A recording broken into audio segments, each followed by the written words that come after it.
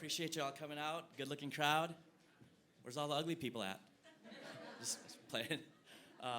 Yeah, awesome to have you guys out. So much to talk about. Who's here to learn more about social media? We want to talk about amplification, trends, insights, monetization, partnerships, talking to brands, a lot of good stuff. We're all here for one reason and one reason only tonight. And that reason is a guy named Mike, who's an Uber driver in Tennessee. We're all here because of Mike. Let me explain why.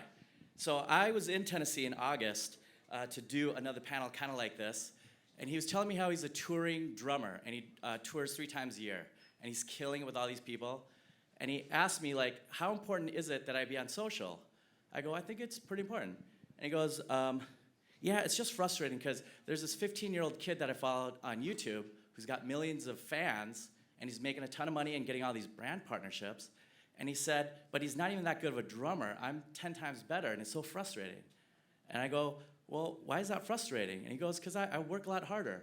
You know, I said, well, why don't you work harder and do what he's doing? Should this little kid quit because he's not good enough? Or should he keep doing it? He should keep doing it, right? So he's like, yeah, but I don't really have time to post on Instagram. Like, you know, I'm not the selfie guy. I go, but you have time to drive an Uber, right? You know, he's like, all right, point well taken. You know, at the end of the day, Mike is a purist.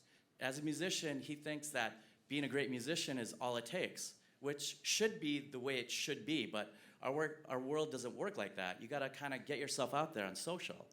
And that's why we're all here tonight. Because of Mike, I wanna give Mike a shout out wherever you are. Thank you, Mike. You inspired all of this. Appreciate you, love you, fam. So at this time, I'd like to bring out our panelists. Can we give a big warm round of applause to our panelists?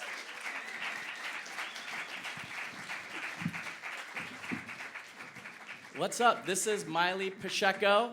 She is the CEO and the founder of BeGlammed app. Absolutely killing it. That's my chair, don't touch that. She's in 28 cities. Female, original boss bee. I love this girl. She's so smart. So much knowledge over here. We've got Kaila Yu. She's an award-winning content creator. Her clients include Vice. She is brilliant, and she's going to talk from a PR kind of perspective. She's just got a lot of insight in that. Kiki Wong, she's the co-founder of Nylon Pink. Give it up for Kiki. Another amazing content creator and growth hacker. Gaelen Whittemore, my dear friend, who is a music executive for Universal, works with a lot of the top acts today, and he's got a really innovative branding agency that consults, that helps things blow up, in a good way, though. You know, so like brands, messages, products, services, music, a little bit of everything. So with that said, I appreciate all of y'all. I'm gonna just open up my notes real quick. Give me 1 second. So how should we start? We've got so many great people here. Can we start with the basics? What do you do on social? What do y'all do? Like, how do you start? I watch beauty videos on social, a lot of them. Okay. I'm more of the user on social than I am the poster, so I'm actually hoping to get some knowledge from the rest of the panelists, but I call it doing my homework. I literally just troll and look at what's happening, what's relevant, and what's going on. Give me like 3 best practices based on your trolling activities. You know, like what should or shouldn't I do? Just give me like a couple of pieces. A couple of pieces. So, don't like too far down the timeline. That's weird. That's more like for someone you're dating, right? Yeah, it's clear you're stalking their IG. And for brands that you want attention from, always like their stuff. As soon as it's posted and watch their videos, you might catch their eye. Third would be, gosh, I don't know. I got 2. Good enough. Kaila. Yeah, I think if you're just brand new to social media, like just starting 100% new, just go and observe the profiles that you love and see what they're doing, how often they're posting, what they're posting, And what's really important is to kind of tell a story with the feed. So kind of think of your feed on Instagram in particular like a magazine. So each photo in that should look like the same spread of a magazine. So that's how I would say to get started. Good tip. I would say for branding your Instagram, think of it as an actual, you're branding yourself. So target your niche and figure out what exactly it is that you want to say. So if you have a lot of things that you enjoy, maybe you like playing guitar, maybe you like, playing video games, pick one that you know that you're the best at, that you can really showcase and tell that story consistently. So you want to make sure that you're consistently posting at the same time every day, or whatever days that you decide to post, and tell that story, and don't forget that what your mission statement is. I like that. I think the storytelling aspect is huge with social media, and I think first and foremost you need to define for yourself what you want to use social media for, and you have to understand that social media is simply a tool, and each social media platform should be used differently. You have, Instagram is great for short form video and for photos and for creating a compelling story via your timeline.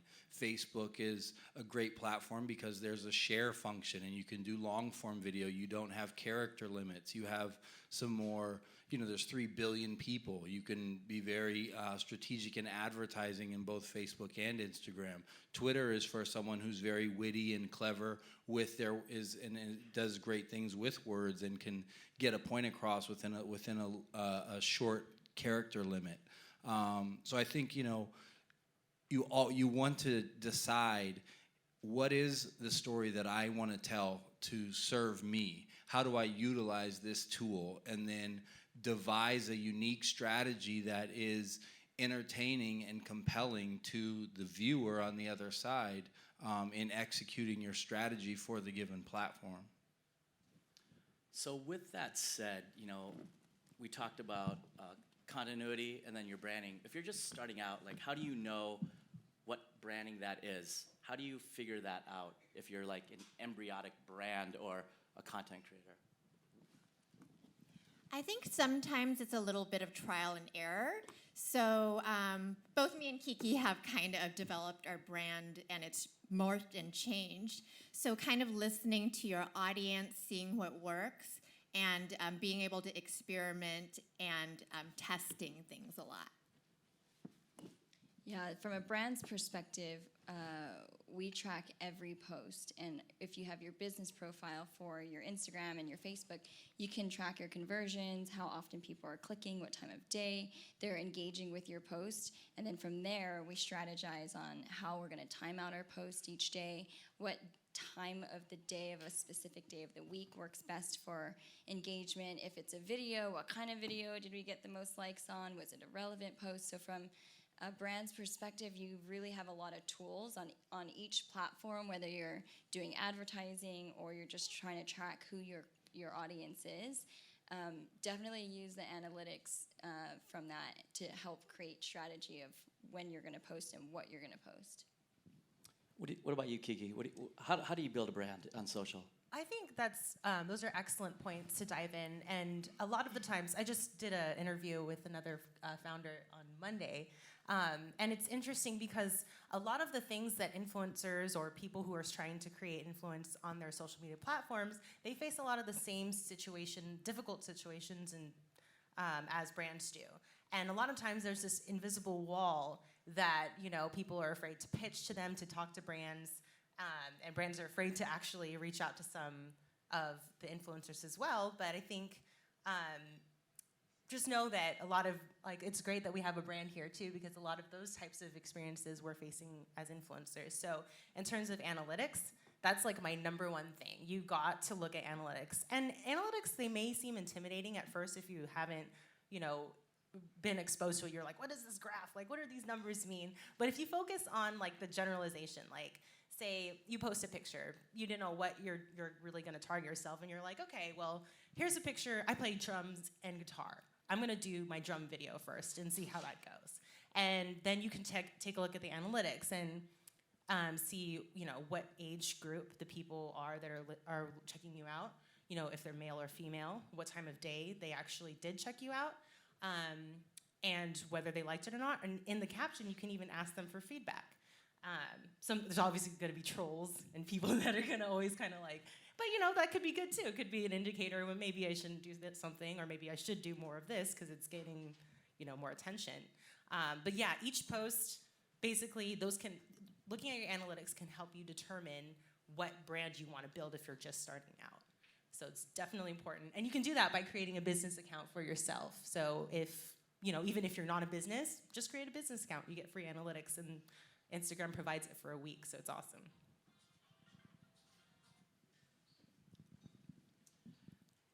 Let me ask you, let's say that you built a brand. How do you amplify that then? What are some tips and tricks? What y'all do?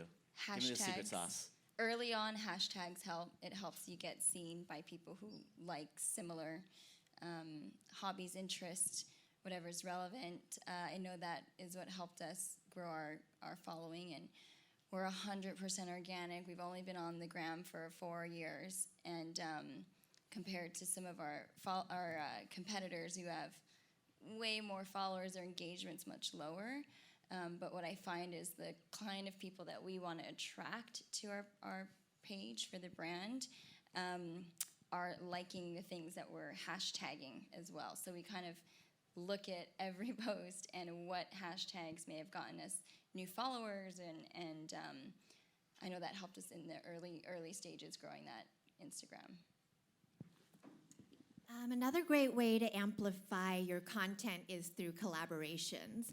So if you're just starting out, then look for other talented people like yourself who have a similar amount of following, and get together and make some music together, like do a music video together or shoot a photo shoot together, and then both of you post and tag each other. And the same with brands. If you're just starting out, maybe look for a brand that's just starting out. They need content for their Instagram, and brands love it when they get amazing photos and videos, and they love to repost that. So I would look for both brands and influencers of a similar following to collaborate with. And you brought up a good point about like the brands.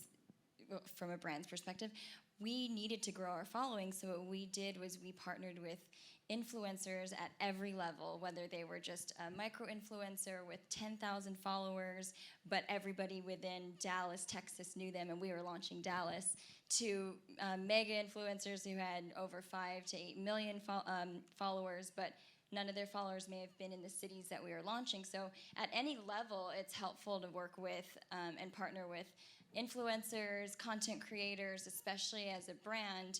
When you're growing, they might be growing as well, and then you build brand loyalty, and then they blow up and your brand blows up, and then you come back together, and then the engagement's even stronger. So the collabs are another like really good thing to do to help amplify.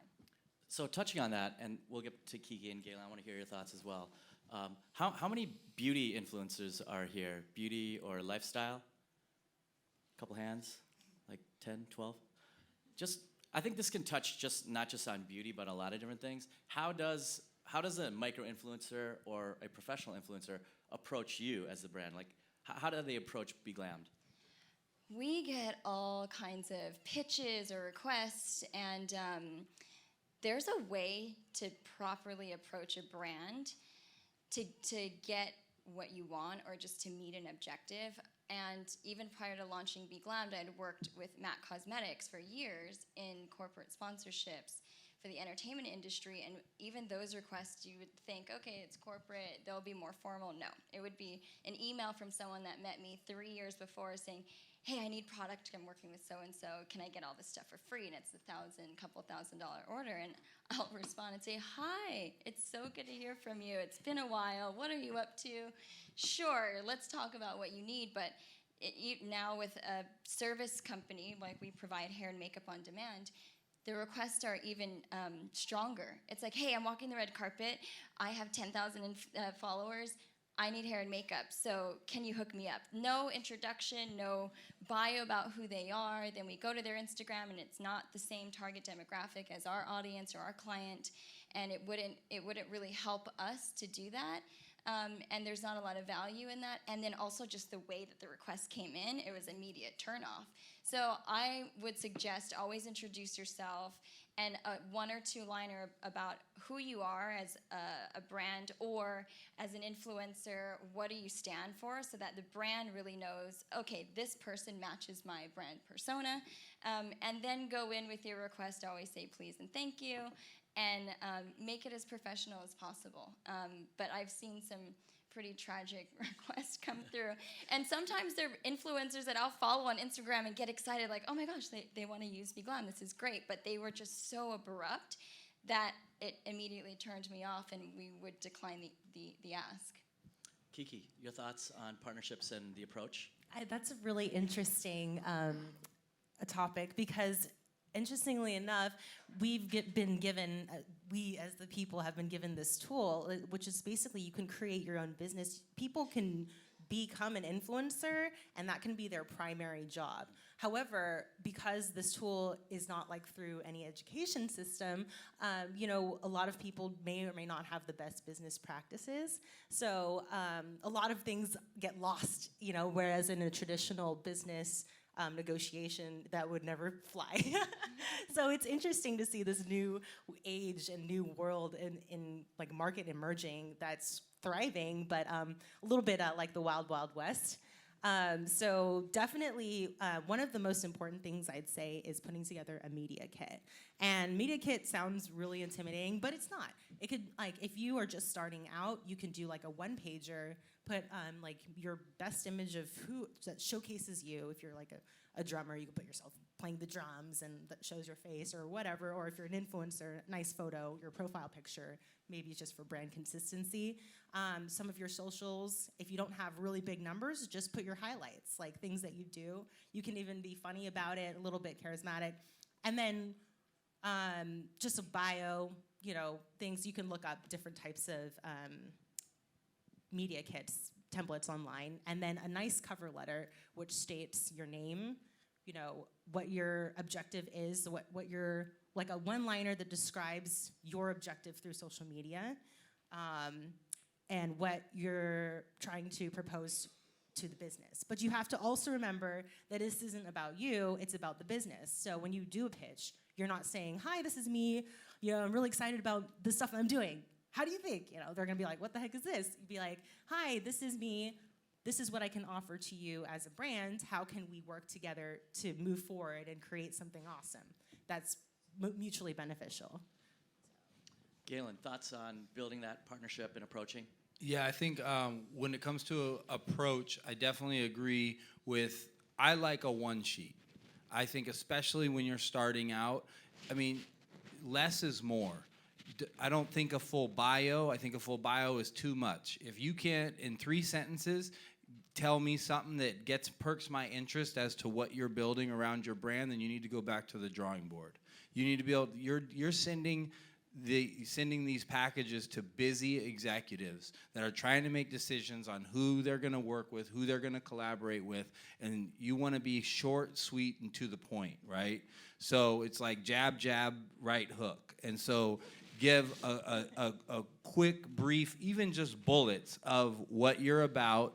I would give some examples of past collaborations or partnerships that have worked good, maybe some statistics around those. Whatever it is that creates a sexy look for you and just puts you in the best light possible. You know what you've done that has really worked well, and you know, pull those statistics, pull examples of those collaborations or links to those collaborations, links to your favorite pieces of content that you've made, whatever, so that a brand can look at it and say, wow, if I engage with this person, I know the level of quality and care that I'm going to get in a partnership. And that means a lot, you know? It's like less is more in all areas of storytelling and brand building. And like where we, as ambitious people, I think, make mistakes is that we think of marketing is answering questions when marketing is actually making people pose a question and want to dig into our brand further. You know, if I'm helping an artist get out there, I don't want to tell the whole artist story right away. I'm trying to build a story that's got to be told over 20, 30 years. I just want you, if I run a Facebook or Instagram ad against a piece of content, I just want something that makes someone say, what is this? Let me dig into this further. It's like you put a YouTube video up. The most important decision you're going to make about that YouTube video is what's the thumbnail. You need to put the thumbnail that makes someone say, what the F is that? You know what I mean? So they click on it. If it's just run of the mill, they're gonna keep scrolling. So I think understanding that your job as a marketer in a social media space is to make people pose a question, make people say, wait, what's going on here, right? Because then we're scrolling timelines. They say a video, you have 7 seconds to get someone's attention, and most of the time people watch video on a timeline with no sound. So if you need the sound, you have to make sure your video is compelling enough to make someone double tap so that the sound comes on, right? But I'm huge on the collaboration thing. I think that so many of the answers to you guys growing your social media are in this room, but not up here amongst each other. You know, like you could have 500 following and there's someone sitting behind you that has 500 following. You could be a beauty person. The person behind you could be a fashion person. And there's a way that you guys could do something cool together that you get to share to your 500, to her 500, and boom, you could each grow 50 following off of the collaboration or whatever. And if you make a point, I know a photographer friend who he shoots the biggest people in the entertainment world, and he told me that every single day he goes back through past clients, different things like that, and sends 10 business development emails and just touching base with people, growing relationships. You guys should be in that same space. It's so cool that you're coming here, but the power of the fact that, like, you're not someone trying to be an influencer or a celebrity or an actor or a musician in Wichita.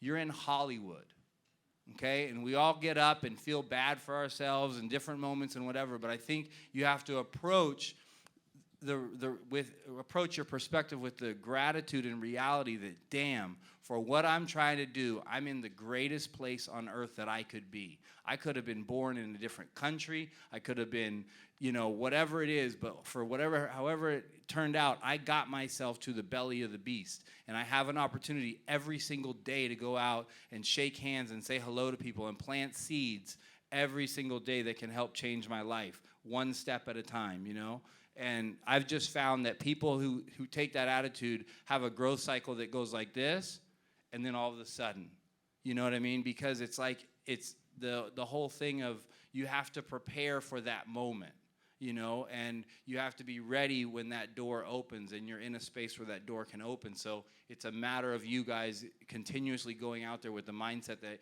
you're going to create magic moments, and you're going to do it by giving service to other people that are chasing their dreams and goals.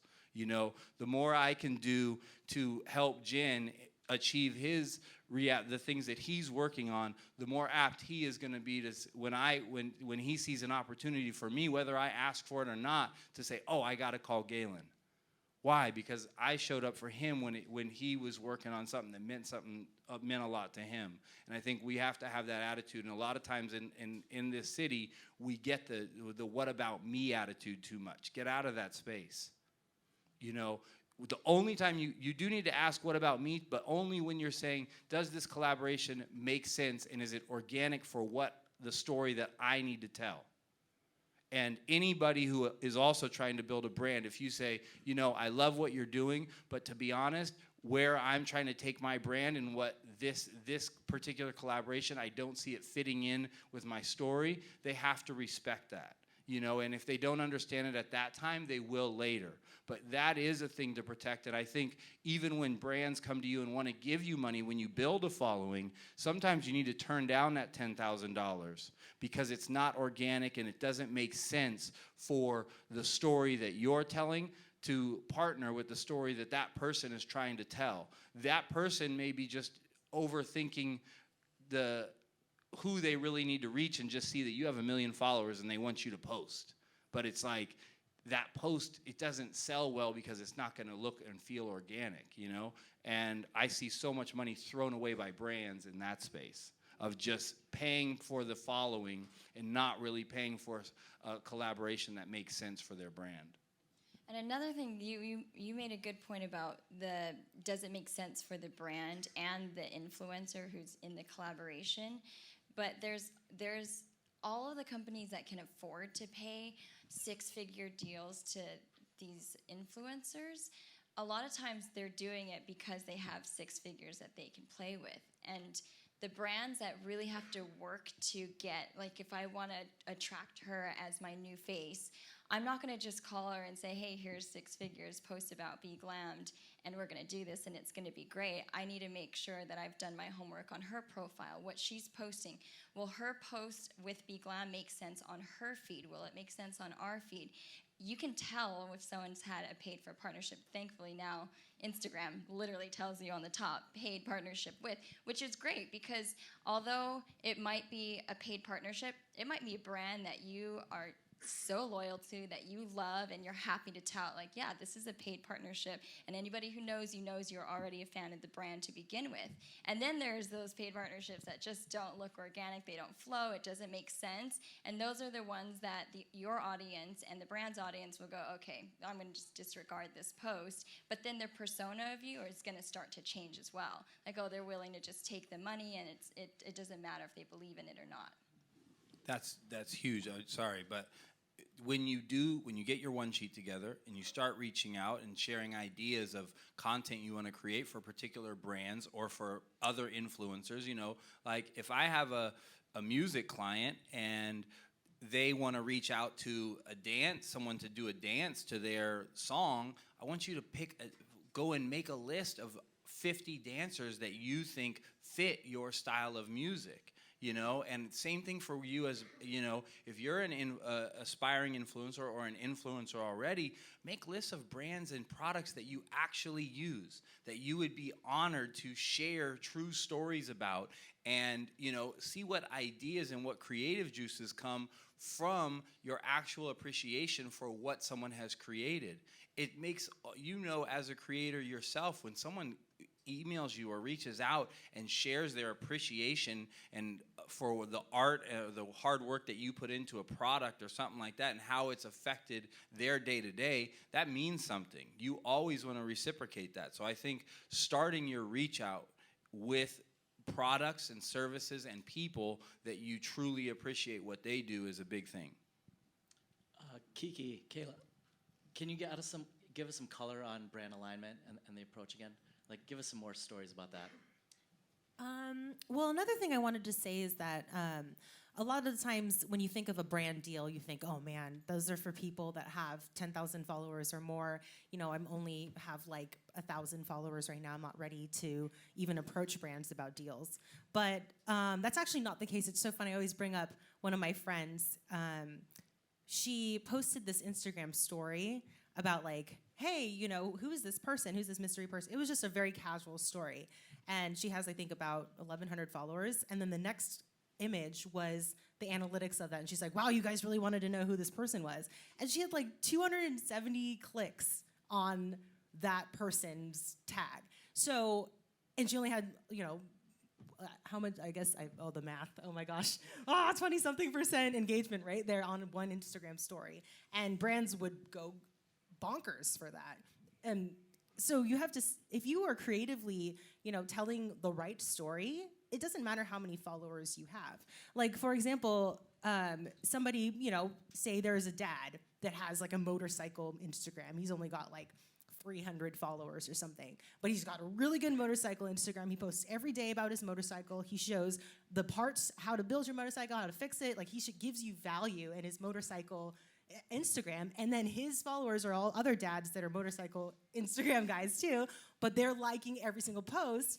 Then as Harley Davidson, or a motorcycle or smaller motorcycle brand maybe, would be like, that is awesome. I want this guy to come and talk about his motorcycles. Or I want him to represent my brand because he's got almost like 80% engagement or something. That's a very high number, but don't be discouraged basically about your following number. Numbers are numbers, and people get wrapped up into it. And yes, it can make or break deals, but if your engagement rate is high, that's the most important. And if you're targeted engagement and you're genuine engagement and you've stuck the course, in your niche. And the way to calculate your engagement rate is you okay, I can mess this up, so if you want to double check it on Google later, but you take the number of likes plus the number of comments divided by the number of followers, and then multiply it by the make it percent.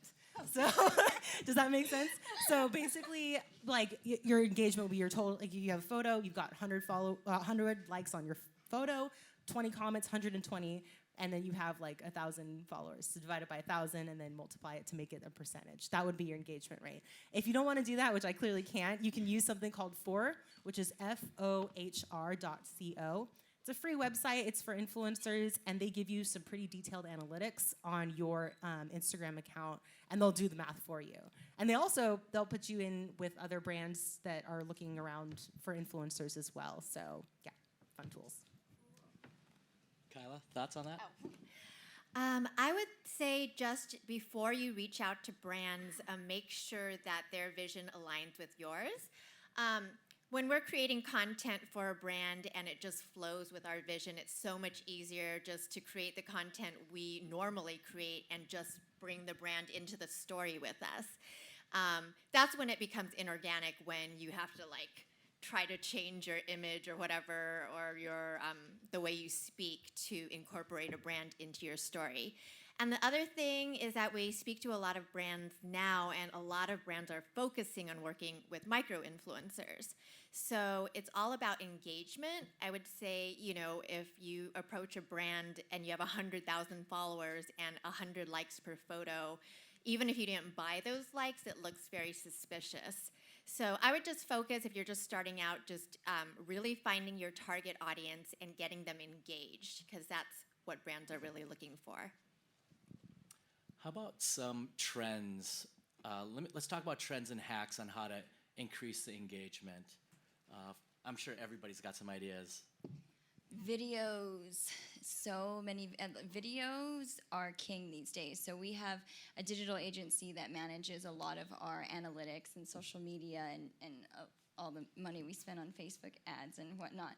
And one thing they always come back to us with is, your videos get the highest engagement. Keep pumping out videos. It's not the same for every brand, but once you find what's working for you, and then it was like, okay, we're gonna post some videos here and there. The tutorials were actually the ones that got the most engagement. And those are the ones where, starting out as a brand owner, you're thinking everything has to be highly produced, it has to be pristine, it has to look amazing.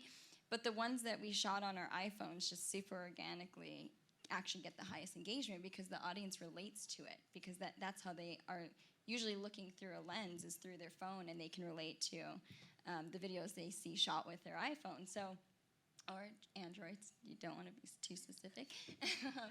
But once you find what's working for you, post that. Like if you post a photo of yourself with cute shoes on and everyone comments about the shoes, post another photo with you wearing another pair of cute or standout shoes, and see if your audience engages with that. And then after a while, they start to expect to see photos of your cute shoes all the time, and then they know what to expect when they go to your page. And if they think, oh, I need shoe inspiration, then they know whose profile to go to.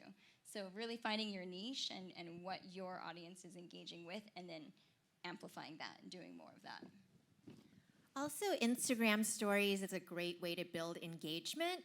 I think not everyone on Instagram stories is taking advantage of tagging the location and tagging the hashtags. I think you can do up to 5 hashtags, and you don't want it to look spammy, so you can take the hashtags, put 5 of them, and then shrink them really, really small, and then change the text to match the background. So it just doesn't, you know, break up your story. But the way hashtags work in stories is that when you go to a hashtag, you go search on it on Instagram, there's usually a video featured as the main video, and then the photos are featured at the bottom. So if you can get to be featured on that photo section for even, 5 minutes, that's a whole large amount of eyeballs on your page that wouldn't have known your profile from before. So I would say take advantage of Instagram stories, first of all, to tell your story, but also for more discovery. Okay, wait, that was 5 hashtags, shrink them down, and then make them. I'm taking notes. I'm taking all these notes. complicated tips, yeah. Another other cool thing, and I know you guys are probably a lot of musicians out there. If you're touring, this works really well because we travel in a travel blog. But if you're on your stories, a lot of the times people are like, what does social media do? What is the purpose of social media? And the purpose of social media is to give value back to your audience. So never forget that. And that's exactly why those tutorials work so well, is because it's giving value. Like sometimes images that are just like, you know, if you're still trying to figure things out, maybe it's just an image that doesn't say anything that people can't take back from it, they're probably gonna pass by, they're not gonna engage with it. But what's great about stories is that they give value and you can interact directly. So that's value to people. Like the tool of social media allows people who have any type of notoriety or someone that they have interest in, but you interact. It's the networking part of it. So sorry. So what's great about that is if you guys are on tour, go to your locations and tag your location, say something fun, be like, yo, we're out here and somewhere, come out to wherever. Or, you know, ask questions. Asking questions is the best way to interact. Like, just a simple question, even if it's something silly, like, be like, what, you know, how many fingers am I holding up? It's a funny one. That's hilarious. People say some funny stuff. And like, you know, just interacting, giving value back, or saying something, a motivational talk, your stories, and then tagging those locations if you're on tour. Because you never know. Like, we were in India, and we just tagged the locations, and so many people in those locations were like, oh my gosh, hey, who are you? Hi, what's up? And then we had like 20 DMs from the people, the locals. It was crazy. So, locations. That's cool. I love what she was saying too about, you know, social media was built to share, you know, and that is a giving thing. And I think you have to get into a bit. It's a glorified popularity contest. It's like high school never leaves you now. You know what I'm saying? And you got to look at some of those principles. There's the thing, there's a side of it of giving service and, you know, sharing and giving props where they need to be given and this and that and being that person. And then there's the side of kind of withholding and making sure that, you know, it's like, no, you can't kiss the guy on the first date. Like, you got to make him want that. You know, you can't give too much too soon. You got to play the game a little bit. And I think that keeping, again, marketing, right? It's all about keeping that curiosity, keeping that person on the edge of their seat, wanting that moment when you actually do give a reveal, you know, and that's why I think what is so important is for you guys to be self-aware. You know, this is a long race. It's not about you getting 10,000 followers this month or next month or whatever. This is about telling a story that you're going to be happy with when someone is speaking at your funeral.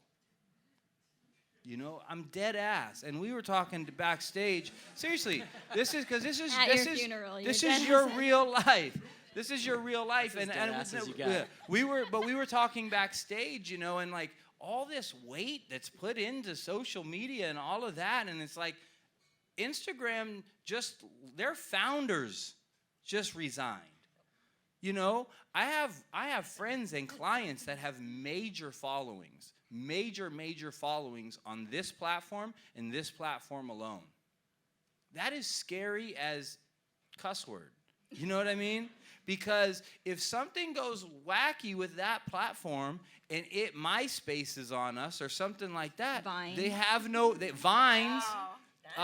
What's example. the dance when the kids won that TikTok just bought? Oh, Musical.ly. Musical.ly is bought by TikTok. Dance right? on, yeah, all of them, right? Any of that happens, I mean, and all of a sudden, business is over. You have to start from scratch. Yeah, you start from completely. scratch. And so, you know, something that my team talks about a lot is how are we using like Instagram story and the questions thing to build mailing lists? How are we driving people with swipe up and with these types of things to a e-commerce platform that we control, where we can get your phone number and text you when we need to, or we can get your email and make sure we have a direct relationship with our fans? You need to use these platforms as a tool to get them to an ecosystem that you control. where you can control your relationship with your audience. And I don't care what business you're in. You have to be able to build an organic communication and relationship between you, your product, brand, person, and the consumer or audience that is supporting you. And I can't emphasize that enough. The emphasis needs to be on you and the business you're building, not on building a business through a platform that you don't control. Nailed it. Yeah, it's so Amazing. true. Well said. Very well said. I want to talk about continuity. You guys spoke about building a brand, building continuity. Is there such thing as too much continuity? Like if I post pictures of my shoes and I get a lot of engagement, and then I post it again the next day and the next day, at what point do people say that's enough? Like how do you know when to like diversify? And if you do diversify, should it be my shoes, then a shot of pizza, and then a shot of my cat, and then a shot of, this, that, and the other thing? Then it gets too random. Like how do you know how to refine that? I think that's mostly by testing. I mean, for a lifestyle brand, you would show different aspects of your life, like traveling here, a little bit of fashion here. But there's this account that we discovered that we're in love with, all about noodles, and they just post about noodles daily. And the account went from 1,000 to 50,000 so fast because they were so targeted with their niche. So my other tip would be the more targeted you can get with your niche, the better. And that's been kind of a struggle for us because we love to do everything. We love to travel, we love to eat, and we want to share everything, but you have to scale it down and try to have focus. So in answer to your question, I would say it depends on your audience. Sometimes posting a shoe every single day really, really works. I agree with that, and I think that gets back to what we were talking about before about the share, the give. Like as long as you just don't want to be like the person that's always like, look at me, right? Or we all know those people, and it's just like, oh my God, here this guy goes again. If you can post shoes and it's from and it's your passion and like these people do with the noodle, right? It's like they have a genuine love for noodles, and there's a world that loves noodles. There's a world that loves sneakers, and someone can be a great vlogger, influencer that is sharing that passion for sneakers and doing it in a way that's inviting and exciting to people who have a common thought process. And I think it's a matter of, like they said, going through that process, looking at what's working, and discovering your true voice. And in doing that, you'll find like, oh wow, Instagram really works for me. Or you know what? Actually, Twitter works for my voice. Or Facebook is great for me. And if you're following the trends of what's happening with your engagement and what's working for you, you're going to start to naturally build continuity with your post if you're paying attention to what's happening with your audience. So your Instagram or whatever platform you use starts to grow in that direction organically. Like we used to post photos that we liked as inspiration, and it wasn't getting as much engagement of photos that we actually did hair and makeup for, and we can tell this is our client, done by our makeup artist or hairstylist so-and-so. So then our clients and audience were looking at it going, oh, I could book BeGlammed to get my hair and makeup done like this because this was done by the brand, as opposed to an inspirational photo. And every now and then I'll see some amazing hair makeup picture and be like, we gotta post this. And it'll get a lot of engagement, but it's like few far in between because we know that that's not what our audience engages with. You've discovered an algorithm, basically, and you've stuck with it. So I keep hearing about this trend called newsjacking in social media. Anyone know what newsjacking is? I think in late night shows they do this. They make jokes about topical events, and then they kind of tie into what's happening, make it relevant. But I think that happens in social media. Can you guys give me some color on newsjacking? Yeah, newsjacking is a technique that comes kind of from PR or from writing, pitching to different outlets. We kind of used it, funnily enough, years ago when we used to do music a little bit. We had a band, and what was So newsjacking is basically to pay attention to what's happening now. If there's a trend that you can apply to the project you're working on. So at that time, there was this thing called K-pop that was emerging, and it wasn't big at all, but it was gaining a really huge underground following at that time. So us as a band, we were a rock band, not doing K-pop at all, but we loved some of the melodies there. They were very catchy and universal. So we took one of those very popular K-pop music videos, which had like 500 million views online, and we covered the song. And this was also before covers are prevalent. Covers are a great way to, I think, establish and build your audience as a musician. But that video for us just went viral. It was bad. It was not a good video either, just by the way. So if you were like, let's call it, like, or if you're afraid of shooting remember that video? Oh my God. Yeah, we wore a lot of makeup. We had a makeup artist who just like caked on makeup for us. Use your Yeah, we should have used BeGlammed. But K-pop, if you know, they have pretty natural toned down makeup. And then everyone online was calling us what? Lady boys. Like, it was bad. But it was great. No, it was great good. because a controversy just caused way more views. There were message boards of hundreds of people arguing if we were lady boys. Yeah, people were like, they're men. No, they're women. They're men. They're like, oh, what? That was amazing. And we're like, oh, you're just giving us It's a more new views genre, for me. lady boy band. Yeah. Lady boy bands. But yeah, it goes to show that, like, you know, we never knew, like, we were like, we want to be this. Like, I was a metalhead, like, crazy metalhead. Like, well, I want to play metal guitar and pop music. And then, like, and Kaila was into pop. And, like, you know, we tried to do this, like, we did our own music. And we did, like, metal mixed with, like, dubstep and, like, some pop music, too. But then we discovered K-pop. I'm like, I don't know what K-pop is. I know nothing about it. But because Kaila had this awesome newsjacking mentality, we did something that I was like, oh, I don't want to do this, and it blew up. And then because we opened up ourselves to possibilities, so that's another thing I want to touch on, is that never assume you know who your audience is. Never, ever assume. Just because you think you know, it doesn't mean that you know, because we had no idea. I thought, man, I'm going to be a metalhead, I'm going to play the metal guitar. But no, we ended up playing at hundreds of anime conventions.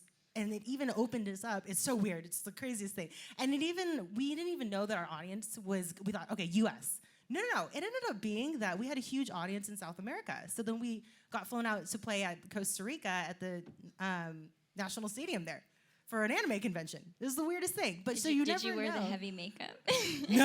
No, Scarred for life. But you never know. Like, so it's good to, again, go back, test your audience. Never assume you know what they want. Try different things. Try things that you may think, oh, this is weird. But hey, I mean, if you're okay with it and it still aligns with your brand, and it may be something a little radical, but you never know, it might catch on. And something a little more like relevant now, because K-pop is past. Like, what was big? The royal wedding was big pretty recently. Yes. So as a fashion blogger, you can say, here are my top 5 inspired by the royal wedding looks. Or if you're a cupcake baker, you can do royal wedding recipes inspired by that. So yeah, that would be an example of like newsjacking. And just being timely. Sorry, I didn't mean to cut you off. No, you didn't cut me off. I'd love to hear your thoughts and trends on newsjacking. Well, they brought up good points about, so I didn't know it was called newsjacking. Thank you again, learning more stuff up here about social media. But what's timely and relevant is going to help drive new engagement for you. So, for example, there's the new film, The Star is Born, with Lady Gaga and Bradley Cooper. And in the film, there's a scene where Bradley Cooper says, take your makeup off, I want to see you. And it's this whole scene with Lady Gaga removing her makeup, but she had these stick-on eyebrows. So, of course, the beauty industry is going crazy about these stick-on eyebrows. So, as a thought, like just sitting around with my team, I said, why don't we get 2 straight men on camera trying to replicate Lady Gaga's eyebrows? And it's also timely for Halloween. And we service a lot of male clients during Halloween who are dressing up, whether they're cross-dressing or whatever, turning into zombies. And it reminds me how much someone who doesn't ever wear makeup, whether you're male or female, doesn't know about the steps that it takes to get like a full look, especially something where your eyebrows are drawn on. So it's being relevant. And just like Glow, when Glow, the TV show, came out on Netflix in June, every brand was working with Glow. All of these parties around Hollywood were happening with Glow. They did a collaboration with MAC Cosmetics, and it was big news, and everything on social media was how to get the beauty looks from Glow, replicating the outfits. It was a big trend. It was only a few months ago, but right now, if we were to post something about Glow, the only way we could tie it into everything else is because Halloween's coming up and it could be a costume idea. Otherwise, it would be old news and it wouldn't be very relevant. So there's some things that you can do to drive new engagement that, like, we don't always post photos or tutorials, let alone featuring two straight men putting on eyebrows. But it's going to be hilarious. We did one with our senior director of marketing, and he never wears eyeliner, and he tried to do it on himself, and it was hilarious to watch him do it. Then I went online and looked up, okay, has there ever been videos? And there was a video I believe Pop Sugar put out with a group of straight men trying to do eyeliner, and it had millions of views. And I was thinking, okay, the eyebrows, this is going to be it for us. So stay tuned for the eyebrow video. How about you, Gaelen? Any trends and insights? No, not. I mean, I wanted to ask a question. I assume Please. with newsjacking, right? First of all, you have a very dedicated marketing executive there. He deserves some appreciation. But with newsjacking, I would just say I think that hashtags are a huge part. If you're gonna, comment or do posts around current events, memes always do amazingly well. If it fits your brand around current events, and then also, utilize this. That's an especially great time, I think, to utilize hashtags, correct? Just around those current events, so you're kind of, as people are searching Bradley Cooper or Lady Gaga or A Star Is Born or something, you have a chance to be part of that conversation. I also have a really quick tip, because with the newsjacking thing, you have to do it really fast and be as relevant as possible. So you kind of have to be ahead of the trend. One way to do that real easily is that every day is a national holiday of something. And that calendar, you can look at, the year of everything, like best donut day or best... Today's National Boss Day. By the way, happy National Boss Day, bosses. Thank you so much. Thank you. But yeah, look a month ahead, see if there's something relevant to your story. More hacks. What are some, what kind of tools do y'all use? Like any apps or tools to optimize content creation or amplification or reach? There's some posts that we'll use 3 different apps to just achieve one objective. There's a certain filter we might like on one app, but then you can, like Kira with the sparkly, glittery things that catches everyone's attention, we'll use that. So there's some times that we'll use multiple apps just to throw up one post. And then there's times that the photo's just epic and there's nothing that we do and we just What's like the best app that's gold? I couldn't even tell you. There's just I couldn't live without one or the. For me, there's no choice. You guys might probably know some better ones. What about you guys, Kaila, Kiki? Oh gosh. Just to preface that, it may seem like a lot of information, and especially if you're just starting out and you don't really know anything about shooting on cameras or anything. Don't be discouraged because you can shoot everything on your smartphone. For example, we just started working with brands and we knew nothing about video. We first started out with this amazing tool called Wondershare Filmora. I think it's like $40, but it is the best thing in comparison to Premiere, Adobe Premiere, or what's the other one? The Apple version, Final Cut. Yeah, this Wondershare Filmora does everything. It gives you all of these pretty high quality editing tools, but half the weight, and it's really easy. A little bit better than your standard iMovie. So if you wanted to do videos on there, shoot them on your phones. We shoot everything on our phones. It's crazy the type of content that you can get from your iPhone. And if the content's engaging enough, then you're good. Another thing is I have several clients that I run and help with their digital marketing and social media. So having these tools on your phone, I actually prefer using this editing tool on my phone. It's called Enlight app. It's life-changing. I think it's $3.99. And the amount of editing that you can get on that app is to me, I have Photoshop at home, but I'm going to use my Enlight app instead. White and light. It's the craziest thing too, because especially if, you know, Photoshop's intimidating. It's got all these little buttons and you're like, dude, I don't know what this is. Like, which I just recently found out that those are actually replicating what in an actual darkroom is. So, well, I don't know, I've never been in darkroom. But Unlight is cool because you can do all of those types of high quality editing, but it's all like kind of dumbed down in a sense, and it's made very easy. So they've got the filters, yeah. A lot of apps have filters, but these filters I live by, because you could get like the same effect that you do in a long time on Photoshop just by adding one of these specific filters.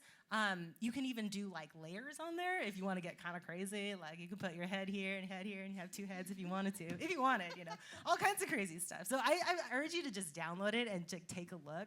And it can make, you know, a pretty low quality image look pretty high. We even have, Kaila knows this service, which is amazing. Like if you're just like, heck no, I don't want to deal with it. There is a service, what's the service called? Self-made. Self-made. Okay, this is great because you're like, to heck with it, I'm just gonna send this off to someone to edit. And they do the most immaculate edits for your images too. It does cost you a little bit, but it's worth it. You can send them like 30 images or something, and they'll pro edit it. Like we have a friend that his niche is like, again, that anime scene. He's like got pink hair. He's super bubbly and cute, and his images look like so high quality. Like he looks like he is in an anime. So like you can get to like that, or you can get, you know, just a nice image of you, or like if you say you go to visit somewhere, you're traveling, and someone stood right next to you in the photo, you're like, oh my gosh, get that guy out of here, and then they could just edit him out too, which is kind of cool. So there's like, you know, those are pretty good tools, I'd say. Filmora, Enlight, and Self-Made. How about you, Gaelen? Do you have any? I'm not a content creator, honestly. I have creators that work for and with me, but I'm more so, I like like your Hootsuites and stuff like that for more of the executing, because I'm big on stockpiling. You know, like I think like we've talked about the need to consistently post content, and I love, let's talk from an Instagram standpoint, I love that your timeline is really now a space to really do thoughtful, curated kind of storytelling, and then Insta Story is kind of your day-to-day. And so I'm a big fan of stockpiling content weeks ahead of time, if not months ahead of time, and building out your next few weeks or few months of storytelling across YouTube, Facebook, Twitter, Instagram, and then going into an app like Hootsuite, which I think is like $40 a month or something like that, but it allows you to schedule all of your posts. The one frustrating thing is that it doesn't automatically post for you to Instagram. Instagram doesn't, their current API doesn't allow for it. They'll notify you when it's time to post, but you'll still have to get up at 6 in the morning if you have a 6 a.m. post because you want the UK to see it or whatever, and actually push publish. But I think that's an incredible tool, right? Because to me, the biggest mistake creators make is that you move too much off of emotion. And so you make a piece of content, new song, new video, whatever, and you get super excited and you think, oh, this is the one, this is gonna go viral, and then, you know, and you put it out. And if it does go viral, amazing. You have nothing to follow it up with to create the momentum you need. If it doesn't go viral, you're even worse off because now you still have nothing to follow it up with, right? And the whole point of our ability, I mean, we're at the most interesting time oh, sorry, I told the front of house guy I wouldn't do that. We're in the most interesting time ever in e-commerce in the world, because we can literally push upload on several platforms and have global distribution. The ability to tell our story on a global level and compete with the big boys every single morning, no matter what level you're at. So I'm so big on stockpiling content. Define the story you're gonna tell over weeks or months, and put that in something like a Hootsuite on a content calendar and stay consistent and start growing a snowball effect of momentum. And so then you can play chess in the market from your keypad or from your phone every single day while you're building the next week's or month's worth of content. But stay ahead of the curve. Like she said, look up the calendars. What are the holidays that are coming up? Yes, and there may be viral moments that you have to capitalize on, but it's like, how much better is it to have to scramble one day out of a month versus every day of a month, And so I'm just super, super big on that thought process of really building a vision, And I work with some of the biggest music camps in the world, and, it's amazing to talk to the various camps, and you can realize, like, you can go. I remember I sat down with T-Pain's agent years back, and I was a young manager at the time, and I was like, whose camp do you really admire, and this and that? And he said, I actually really admire T-Pain's management team, because their entire year, they're already 12 months out, their calendar is built. They're building a calendar for the following year. Their releases are planned. Their tours are planned. All these things are already in place, And it's like, you hear about, like, Steve Jobs he knew before, when he died, Apple knew what they were going to release for the next 5 years. And that's just a reality of what we're competing against. And it's cool, like, you could be still thinking about what you're going to post tomorrow, but now you can go home and say, okay, day by day, I'm going to extend that, because your only competition is yourself. You just got to be the best you tomorrow and the next day and the next day and the next day, and continue that journey and the ups and downs that come with it. But anyways, Hootsuite or something of the likes, and stockpile content, stay ahead of the curve. Hootsuite's great if you're just building your brand, and if you can't afford to hire an agency to manage your social media, your ads, and all of that, if you need it, Hootsuite's great. There are the limitations that are annoying to deal with, but that's kind of how each app and company monopolizes what they do and has a competitive edge.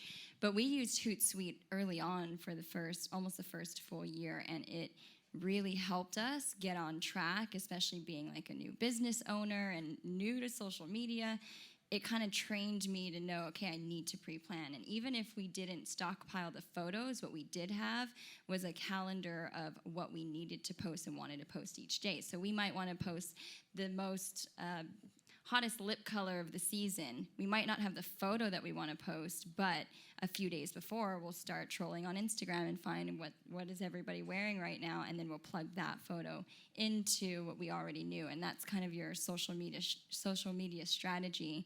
And coming from also a really big brand like MAC Cosmetics, we would do this stuff 2 years in advance. We knew who we were working with celebrity-wise 2 years before a collection would come out. And I worked on the Rihanna collection and helped design a lot of the colors, and I worked with Ree for 2 years.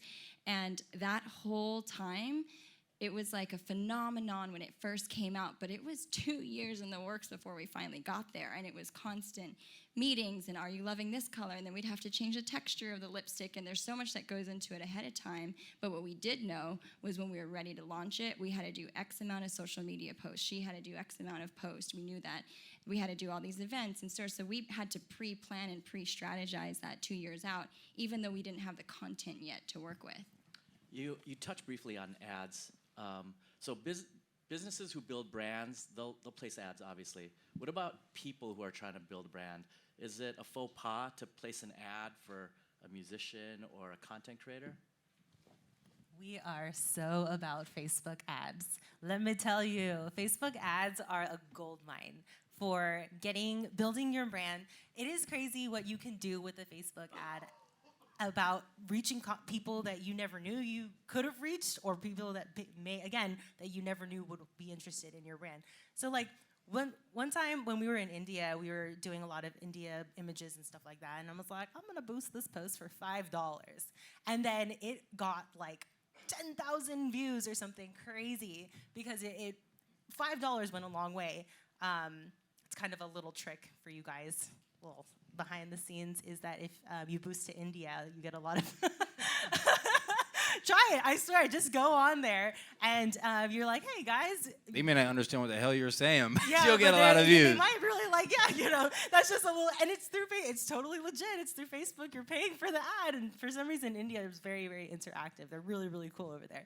But yes, the great thing about a Facebook ad is if you dissect it down, it's a little bit intimidating at first, but what it can do is it allows you to understand who your audience is. So a lot of the stuff we're talking about is like, well, how do we actually execute it? So to find out who your audience is, you can actually put, like, say you are a musician, you got like a cool guitar video you just posted, and you're like, okay, well, who the heck wants to listen? So you can say all people in the United States, all ages, and run the ad, put a little bit of money in it, and see where it goes. And that can give you an idea of, hey, I thought I was supposed to be targeting, males between 15 to 25, but actually I've got a huge following of females between 23 to 30 or something. And then it really is like, oh, it's a kind of an enlightening experience. Mm-hmm. And then you can keep testing things through Facebook ads. It does cost a little bit of money, but again, $5 can get you 10,000 views sometimes if you never know, depending on how you use it. And like the detailed targeting goes to demographics. You can even go in and say like, well, I did a cover of, I don't know, Blink 182 or something like that. And you could be like, fans of Blink 182 and target that audience right there. Boom. Mm-hmm. I mean, it's like built in for you, And then by that, maybe say you don't get a lot of like interactions, you don't get a lot of likes from it, but there's something called brand awareness that's extremely important with any collaborations that you do with brands or with any of the work that you're doing. And by being consistent with your brand, what your voice is, and also consistently putting your content out there, you're inevitably doing brand awareness for yourself. So say a friend of yours from high school, it's like, oh, what's this? Oh, what's Judy up to? She's like, oh, there's a post of her. Okay, well, cool. And I'm scrolling through my feed. Oh, there's Judy again. Scrolling through my feed. Okay, Judy's here again. What is Judy up to? Then she clicks on to Judy's profile, and boom, you've got somebody that's interacting with you. So consistency will allow you to get brand awareness. Facebook ads help a lot, and it also can open up doors to new audiences that you may not know you had. How about, sorry, just to close on Facebook, Facebook is one of the few platforms that allows you to boost a post or an ad with any amount behind it. Instagram's minimum is about $2,500 to start Instagram ads, and it's significantly more expensive. And I just had this conversation today with my team about should we start doing more Instagram ads. And Instagram also tells you your conversions, and so does Facebook. And we know that what it costs for a client just to click on our ad in Instagram may be a few $100s versus $12 that it cost us to boost an ad in Facebook. So you kind of learn more about your client demographic, and like she said, like you can track who's following you, who's interacting. And Facebook now, this is going to be great for any of you brand owners out there, Facebook now has a new email trigger. So if someone clicks on your ad, it captures the email for you. So historically, you can get the demographic of where they are, the geotag and all of that, but you wouldn't be able to capture that phone number or the email address at all. But now Facebook has, if you pay an elevated cost behind your boosted posts and ads, now we're capturing the email address, and then we go into our what's called a drip campaign in Salesforce. I don't want to get too complicated, but you create marketing campaigns and email campaigns to all those new email addresses that you just captured, and you know exactly what post they clicked on or engaged with. And then we know that, okay, if it was a bride that might have clicked on one of our ads, then we're going to dump her into our bridal marketing campaign and start targeting her for emails around marketing. So as a content creator, you can do the same thing using the analytics on the back end with Facebook, which is not surprising to hear that works really well for you guys. I would say another thing to piggyback off that is if you have collected emails, say you played a show and collected 100 emails over a course of time, what's really, really valuable in Facebook ads is creating lookalike audiences. So you can put those emails, upload them into your Facebook ad, and Facebook knows everything about everybody because every time you click something, they're gathering information about you. So they can take those 100 people and make 5,000 more similar people. And it's not a huge cost either. Facebook ads is the best thing you could do, bar none, with small budgets for marketing. bar none. If you are a musician and you have a music video and you've spent all your money on, because we also do that and make those mistakes. We spend all our money on the content and have nothing to make sure people see it. You take the video, and if you put a few $100s into Facebook ads for anywhere from a half a cent to 2 cents per view, you can drive serious levels of awareness around your new content. I had an artist that we spent $500 per month on Facebook ads around a release of his, and in 2 months we drove 9,000 people to our iTunes store. Best Buy would have been happy to have 9,000 people come through its doors in 2 months. You know what I mean? And that is a huge stat. And again, make sure your first 7 seconds mean something of your videos. Use video content. Surprisingly, the polished, sexy video stuff that we do doesn't do as well as the stuff that just looks like it's behind the scenes of actually seeing what the artist is going through and the emotion of developing a career. But you want to spark curiosity and get them back to your ecosystem, and that's why it's, again, important to have consistency in your posts and things like that, so people have a chance to actually become a fan. I loved what you said about someone could see, oh, what's Helena doing? Oh, Helena posted. Oh, yeah, okay, great. Hope all's well, Helena. And then something else comes up. Wait, Helena's serious today, but okay, see you later, Helena. And then that third time, okay, what the fuck's going on with Helena, right?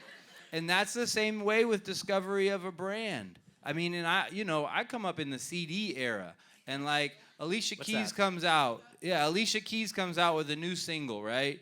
Her first single ever, Fallen. And it's like, oh, okay, cool. I'm not really an R&B guy, but yeah, she's cool, whatever. I kind of like the video. Okay, great.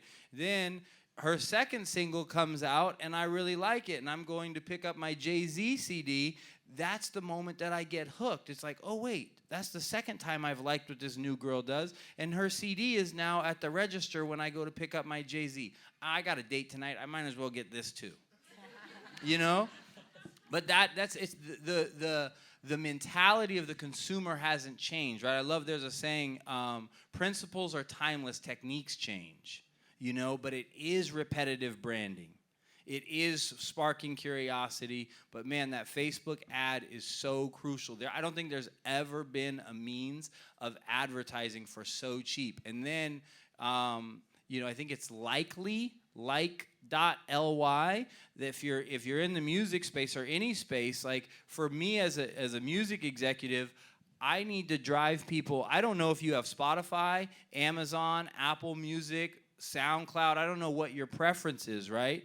But luckily, there's this Likely, I'll double check, I'll check my text message, but I think that's what it's called, allows you to create a little splash page that has your album artwork and then links to all different platforms. So when someone clicks on the link in my advertised Facebook ad, they go to a splash page that has one click away from wherever you like. If you want to listen to me in Spotify, if you want to listen to Apple Music, if you want to listen on Amazon, we got you right there. And then Bitly or smart URLs are great for tracking where the consumers are coming from. But yes, and in that 500 we spent per month, we also started driving 1,200 new followers per week. Okay, 1,200 new followers per week on Facebook, or new page likes per week on Facebook, and that's like. And that's that ability of saying, okay, I want to target people that like Alicia Keys and Halsey and whoever your target demo is, but you can target kids that like those artists. And if you do that, whether it's music or any other brand, find small brands that you think people that like XYZ brand will also like you. Don't always go to the superstar don't always go MAC Cosmetics, right? Go to the smaller makeup brand or whatever, because those are the diehard consumers. In music, right, those are the kids that are like, they feel like they're A&Ring your project. They love to find you when you only have 1,000 followers because they want to be there at 1 million so they can go tell their best friend, I told you so. You want those I told you so fans are the ones that will make you. So target against artists or brands that are small and on the come up, who people who like them will also like you. And on the brand side, what I would do is I would work with Interscope Records, Capitol Records, all the labels, and when they had newly signed an artist, specifically a female artist, and actually a lot of rock bands too, they would bring them to me and say, all right, we're redesigning their look. How can you help us? And it's kind of cool to see them grow. I remember right after Instagram came out, there's an artist named Jasmine V, and she was, 17 at the time, but she had this mega following on Instagram because she was in one of Justin Bieber's videos. She gets signed, I can't remember which label it was, I want to say maybe Capitol Records, and her agent comes to me and says, she's young, we need a look for her that's going to speak to her audience, but not overage her, because makeup can easily do that for someone young. Can you help us create the look? So I would help with the brand development of the artist, creating their look. Actually, cool story. I was at the Mac store the day that Lady Gaga walked in. She didn't even have a manager. And she said, I'm playing at this underground bar in LA.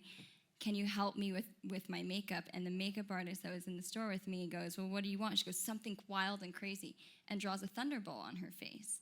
Little did we know that was going to be, and at the time, nobody knew who Lady Gaga was. And then 5 years later, she's hiring me to work on her music videos, and I'm doing makeup on her shoots. And it's just, you never know who's going to walk in the door. But what I can say is, like, growing with a new artist. Oh, and then if you follow Matte Cosmetics, we did all the BeGlammed campaigns with Lady Gaga, so all of that came full circle.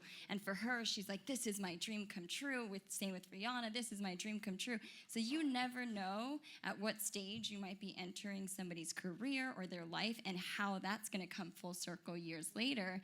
And you are right there to have like a big impact, or to create an icon that you didn't know. And I remember there was somebody in the store kind of giggling, because the store was in Beverly Hills. It's more conservative there. And one of the other shoppers was just kind of giggling like, that woman's never going to be anything. I wish I could find that customer now, because she blew up. I want to take a quick little pause here. Usually when we do these things, we have like a lot of questions that the audience wants to ask. I want to have plenty of time for Q&A. Can I get a show of hands? How many people have questions for the panel? If I open it up? I see about 10. That's it? Like 10 questions? All right. This gives me a gauge of how much time we should leave. That said, I want to talk a little bit. You guys mentioned something about a drip campaign, and you didn't want to get too far into it because that is a rabbit hole. That's an entire conference by itself. Actually, it is. Salesforce has a whole conference in San Francisco. Absolutely. Salesforce, there's HubSpot. Vezt uses Close. There's a lot of different CRM tools, customer relationship management. It's literally a way to take 1,000 contacts and then organize them into how often you should hit them up, or remind yourself when there's a birthday or something like that. Do you guys use CRM for social media? And should people who are aspirational brand builders use CRM, or is that too soon? Well, absolutely. So a lot of the times there's this, I always talk about how when we're first emerging influencers or trying to make it, or maybe influencers but getting stuck, plateaued, you have to get over that fear of doing the pitch or going out and it's like trying to achieve what you want. So maybe Facebook ads might sound intimidating. Just try it. Just go for it. Put $5 in and see what works. If it doesn't work, then you're pretty much there at square one. And that's what we say a lot about pitching to brands or pitching to anything, even if you're gonna go for a job or whatever. But we use something that kind of alleviates that fear. And it's something called Lemlist. I thought it wasn't a CRM. Well, it's a part of how do you spell CRM, that? the umbrella. Lem, like L-E-M, list. And you never want to reach out to a brand with like MailChimp or something, because that looks like a mailing list and it's totally not personal. So first of all, identify the brands that you are in love with and align with your brand. And we use this app or program called Lemlist, which does follow-ups. So why it's awesome is that when we're reaching out to brands, they don't usually get back to us off the first email. And do you really remember if you're reaching out to 10 or 20 brands to go and follow up and have to go check on that? That's kind of tedious. So we just punch those emails of the brands that we love into this program, and they'll send out the initial email from your Gmail. So it looks like any normal email. And then you can set it to follow up 7 days later, 3 days later, whatever it is. We always follow up at least 3 times minimum, and we might even increase that because everyone gets deluged with emails all the time. But what's really, really awesome about this app and super fun is that they have this GIF thing. So I love cats. Kiki loves cats. A lot of people love cats. So there's this GIF inside this program which says like, oh, hi, I see you haven't replied yet. I'm so sad. And it sends it, it's silly. It sends this GIF. Yeah, it's personal. It says like, hi, Linda. I'm so sad you haven't, whatever the message is, it doesn't matter. Tweak the message to what works for you. But I get so many replies off that GIF from like cat lovers. Like, I wasn't going to respond, but this cat GIF just got me. So if you can write something cute and funny or just use this app, that's a great way to reach out. But most importantly off that, it's the follow-up. Don't be afraid of rejection and just keep knocking on the doors. So I could probably talk all night about creating drip campaigns and all of this in Salesforce, but what I'm hearing is third time's a charm. And that's actually a true statistic. Write it down. Third time is a charm. Facebook, we found and we spend over $100,000 a month on marketing on Facebook alone. And what we found is that somebody finally clicks on the ad after viewing it 3 times. Then we take it to our digital agency and we're like, okay, wow, this magical number 3. And then they go, oh yeah, that's normal. That's the algorithm. It's the third time they see it. So it's what's called top of the funnel. For us, it's our clients, but top of the funnel means they're just seeing you, they're interested, but they don't intend to actually need your services or hear your music, or they're not intending to actually take that next step to interact with the brand. So it's called top of the funnel. The bottom of the funnel clients are going to be your actual converted clients, or the actual users that go and download your song, or they like and engage with your photos. The bottom of the funnel clients, those are the ones that you are looking at to say, okay, who are these people who are actually clicking on the ad and maybe for us booking BeGlammed services? But top of the funnel, you're going to spend a lot of money just getting brand awareness out there, and those clients are not going to actually, or those viewers are not going to actually click on your profile or your ad until the 3rd time around. So it's constantly pumping them with content until finally they go, okay, what's going on? Let's click on it and see. And then it opens them up to like really be interested. They're ready to receive the information about your brand or who you are by that 3rd click. And then when it comes to creating drip campaigns, again, Facebook now has the email capture. So what we do is we look at those bottom of the funnel users that have clicked on our ads and say, okay, all of these people have X, Y, and Z in common. Salesforce allows us to take all of those email addresses we've collected in Facebook, and it automatically migrates it over to Salesforce, which is what we use as our marketing tool for email campaigns and a way for us to manage how we interact with our users once we capture their information. And even from that, we've seen a drip campaign is a series of emails that you're going to plan to send out. And it's basically telling a story over time. So we may create a bridal drip campaign. And I'm using bridal because it's easier to understand, right? Because there's going to be a bachelorette party and an engagement dinner, and there's an announcement, and then there's the rehearsal. So we know those are all opportunities for that bride to book BeGlammed because she wants to look her best for all of those occasions. So we capture her email, we see she's engaged. All right, we start pumping out this drip campaign to her and other users like her, and then eventually she calls us and she books us for an appointment. Then we can go back to Facebook and we can see how much money we spent on her on Facebook for her to click our ad, how much time it took her to actually book with us, and all those analytics are coming from Salesforce and from Facebook. So if you're a brand owner, Salesforce is affordable for any brand because you pay based on the volume and the size of your business and how much information you're pumping out and all of that. And once you find that sweet spot of what's working for your brand, then you just go 100% and start killing it. But we wouldn't have any of that user data unless we are tracking all of our analytics in Facebook and Pinterest and Instagram. So all of these companies start working together, and that's why Instagram buys Facebook, and they start converting clients over multiple platforms, which adds value to you as a content creator and to the brands. Gaelen, you have thoughts on this? Yeah, well, I mean, that was awesome. I've learned so much from you guys. Thank you. But I was just going to say, I do love the Facebook, Facebook's ability to gather emails and phone numbers for you now. And then there's an app that Ryan Leslie created, who's like a producer / nerdy genius kind of guy, but it's called Superphone. And it's an amazing SMS. It's, I think it's $9 a month, but it's an amazing way to keep in touch with your fans through SMS. And, my friend manages this getting pretty established rapper Joyner Lucas.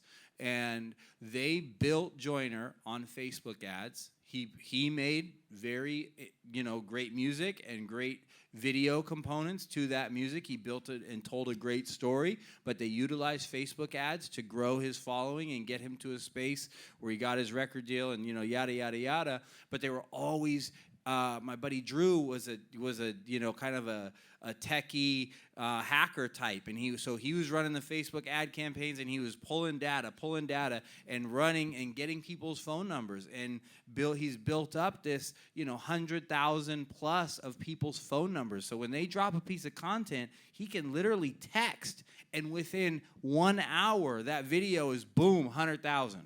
Because these are super fans. These are the people at the bottom of the funnel that are there for it. Like, they got you, And that is, that's the thing. It's like the 80-20 rule, and even less than 20%. But that, 5 to 20% is going to keep your lights on.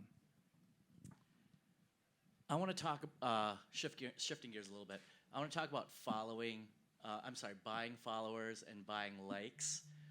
Do you do that? Should you do that? How do you do it? What's the ratio? Like, if I buy 1 million followers, probably not a good look, but maybe I can buy 10,000. Like, what's the strategy here? For a brand, when we first launched, I was like, oh my gosh, well, we can't do partnerships unless we have a lot of followers. So at first, we did buy followers, and the number grew so quickly overnight that I was like, nope, shut it off. This is scary. Because I knew we weren't going to get the engagement on the post. So we tried it for about a week, and I was like, we can't do this anymore. We look phony. And then that's when we decided we're just going to grow our followers. And we don't have a ton of followers. For being a boutique brand, I would say we're probably right in line with the others. But we just focused on what our users wanted. But there are apps that are out there, and you guys will probably be able to speak more on this than I can, but there are apps out there that help you get seen by other users, and you're paying for the visibility just like you would pay for an ad on Facebook or Instagram.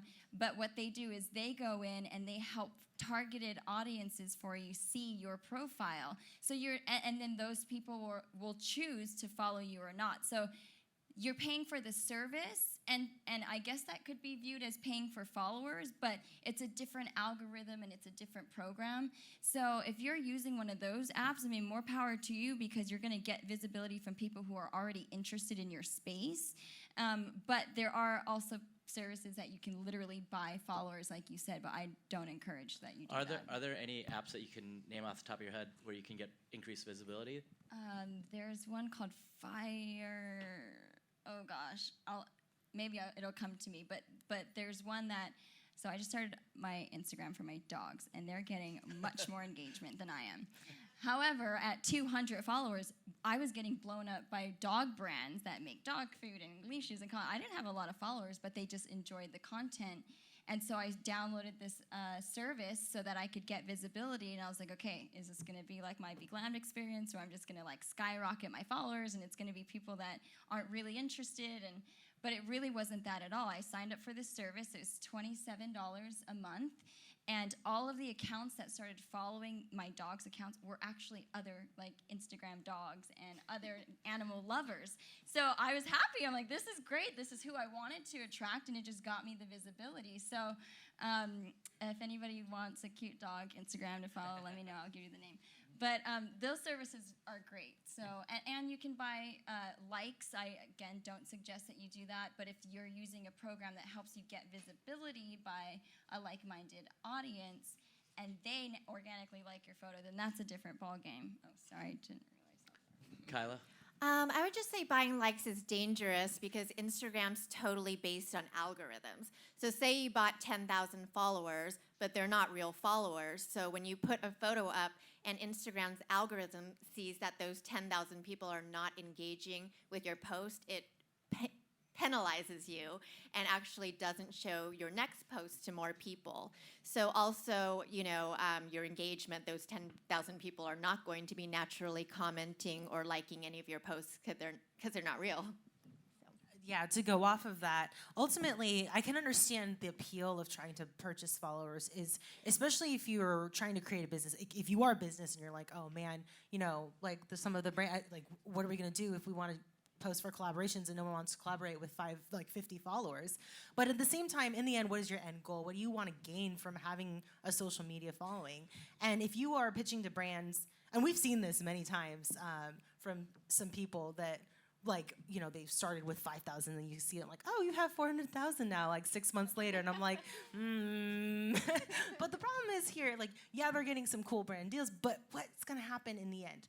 When things get a little bit more transparent about ROI, meaning return on your investment, and that's in terms of brands sponsoring a influencer, and what are they going to get in return? Are they going to make a sale? Are they going to build a relationship with your followers? If your followers are fake, then they're going to build a relationship with bots, which is pointless. And that will get revealed down the line. So yeah, it might get you that quick jump ahead, and you might be able to get that brand deal, but when they ask you what's your demographic, you're like, well, they're all in Eastern Europe or something, I don't know. And I'm like, that's not gonna really work out. So the best way, I say, if you do wanna invest a little money, there is the way. And you can use Facebook ads, and another little trick if you want, but it's probably not beneficial in the end. You could run ads to different countries. And some people are a little bit more interactive than others, but those are real people.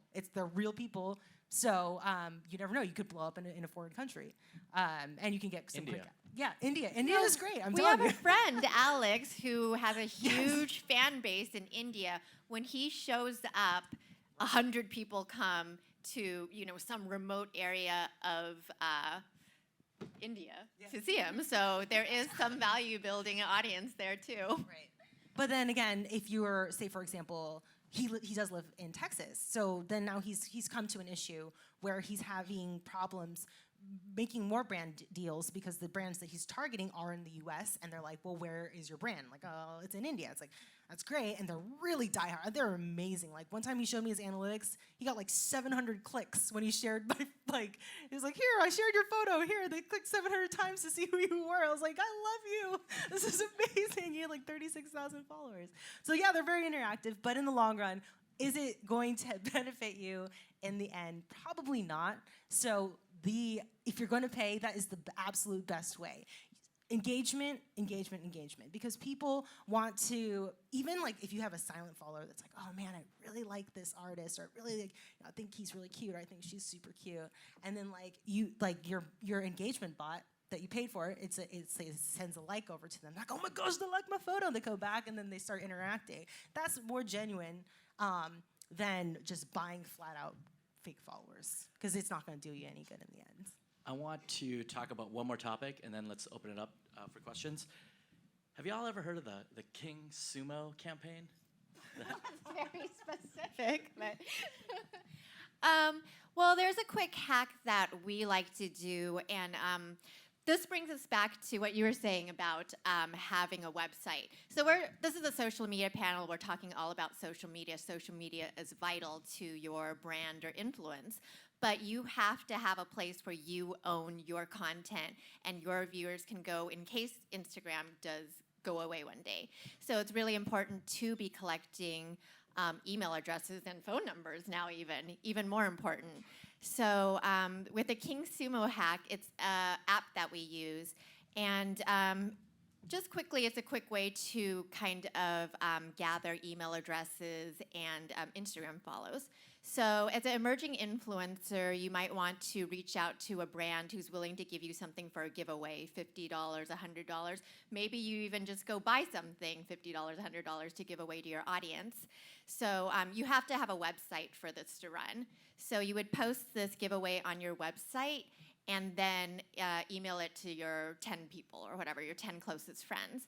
But the way it goes viral with this app is that there's a social sharing element involved. So basically, if the viewer wants to gain 5 more entries, they follow you on Instagram, or they follow you on Twitter, or they click on this link to the brand.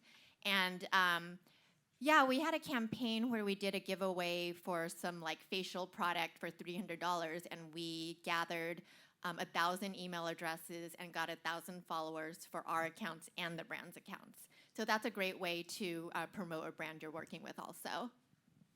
By the way, if anybody wants to talk to a brand that wants to do a giveaway right now, that company is called Vezt. It's the world's first blockchain music rights marketplace where fans can buy fractional ownership of any song from any artist and earn royalties along with that artist. So musicians are empowering your fan base, turning them into partners, and you're all monetizing together. It's almost like crowdfunding in In a a way. sense, but you're getting equity in you're getting that royalty stream. I want to shout out Robert Menendez, who's in the house. I'm not sure where he's at, but he is the founder. He's the founder of Vezt. We love you. Vezt is willing to gift you $50 worth of Vezt credit for all of your fans who want to sign up on Vezt and then sell IP. So if you want a brand deal right now, come talk to Robert. Go find him. He's probably running away, but he'll negotiate. It's up for negotiation. With that said, let's open it up for questions. Right after we give everybody a round of applause for our fantastic panelists. Man, love you guys. Appreciate you. Big shout out to Hint Water, Paul Palacios. Love you, Paul, wherever you are. Musicians Institute, and of course our title sponsor, Vezt. And then if we could get the question line started over at either one of those microphones. Can you hear me? Yeah. Does that mic need to be turned on? Hello, hello. And if we could do one question at a time. Just one question. Talking to the mic, 1 inch from the mic, please. I'm a real estate appraiser, and I'm starting my business. Would this social media, Instagram things work for real estate appraisal? Absolutely. Actually, one of my friends, he hosts a TV show, so he already has a name for himself, but he's developing a new app that allows you to scale locations for a film or TV shows. And it allows you to go in and see the landscape and all the blueprints of the property.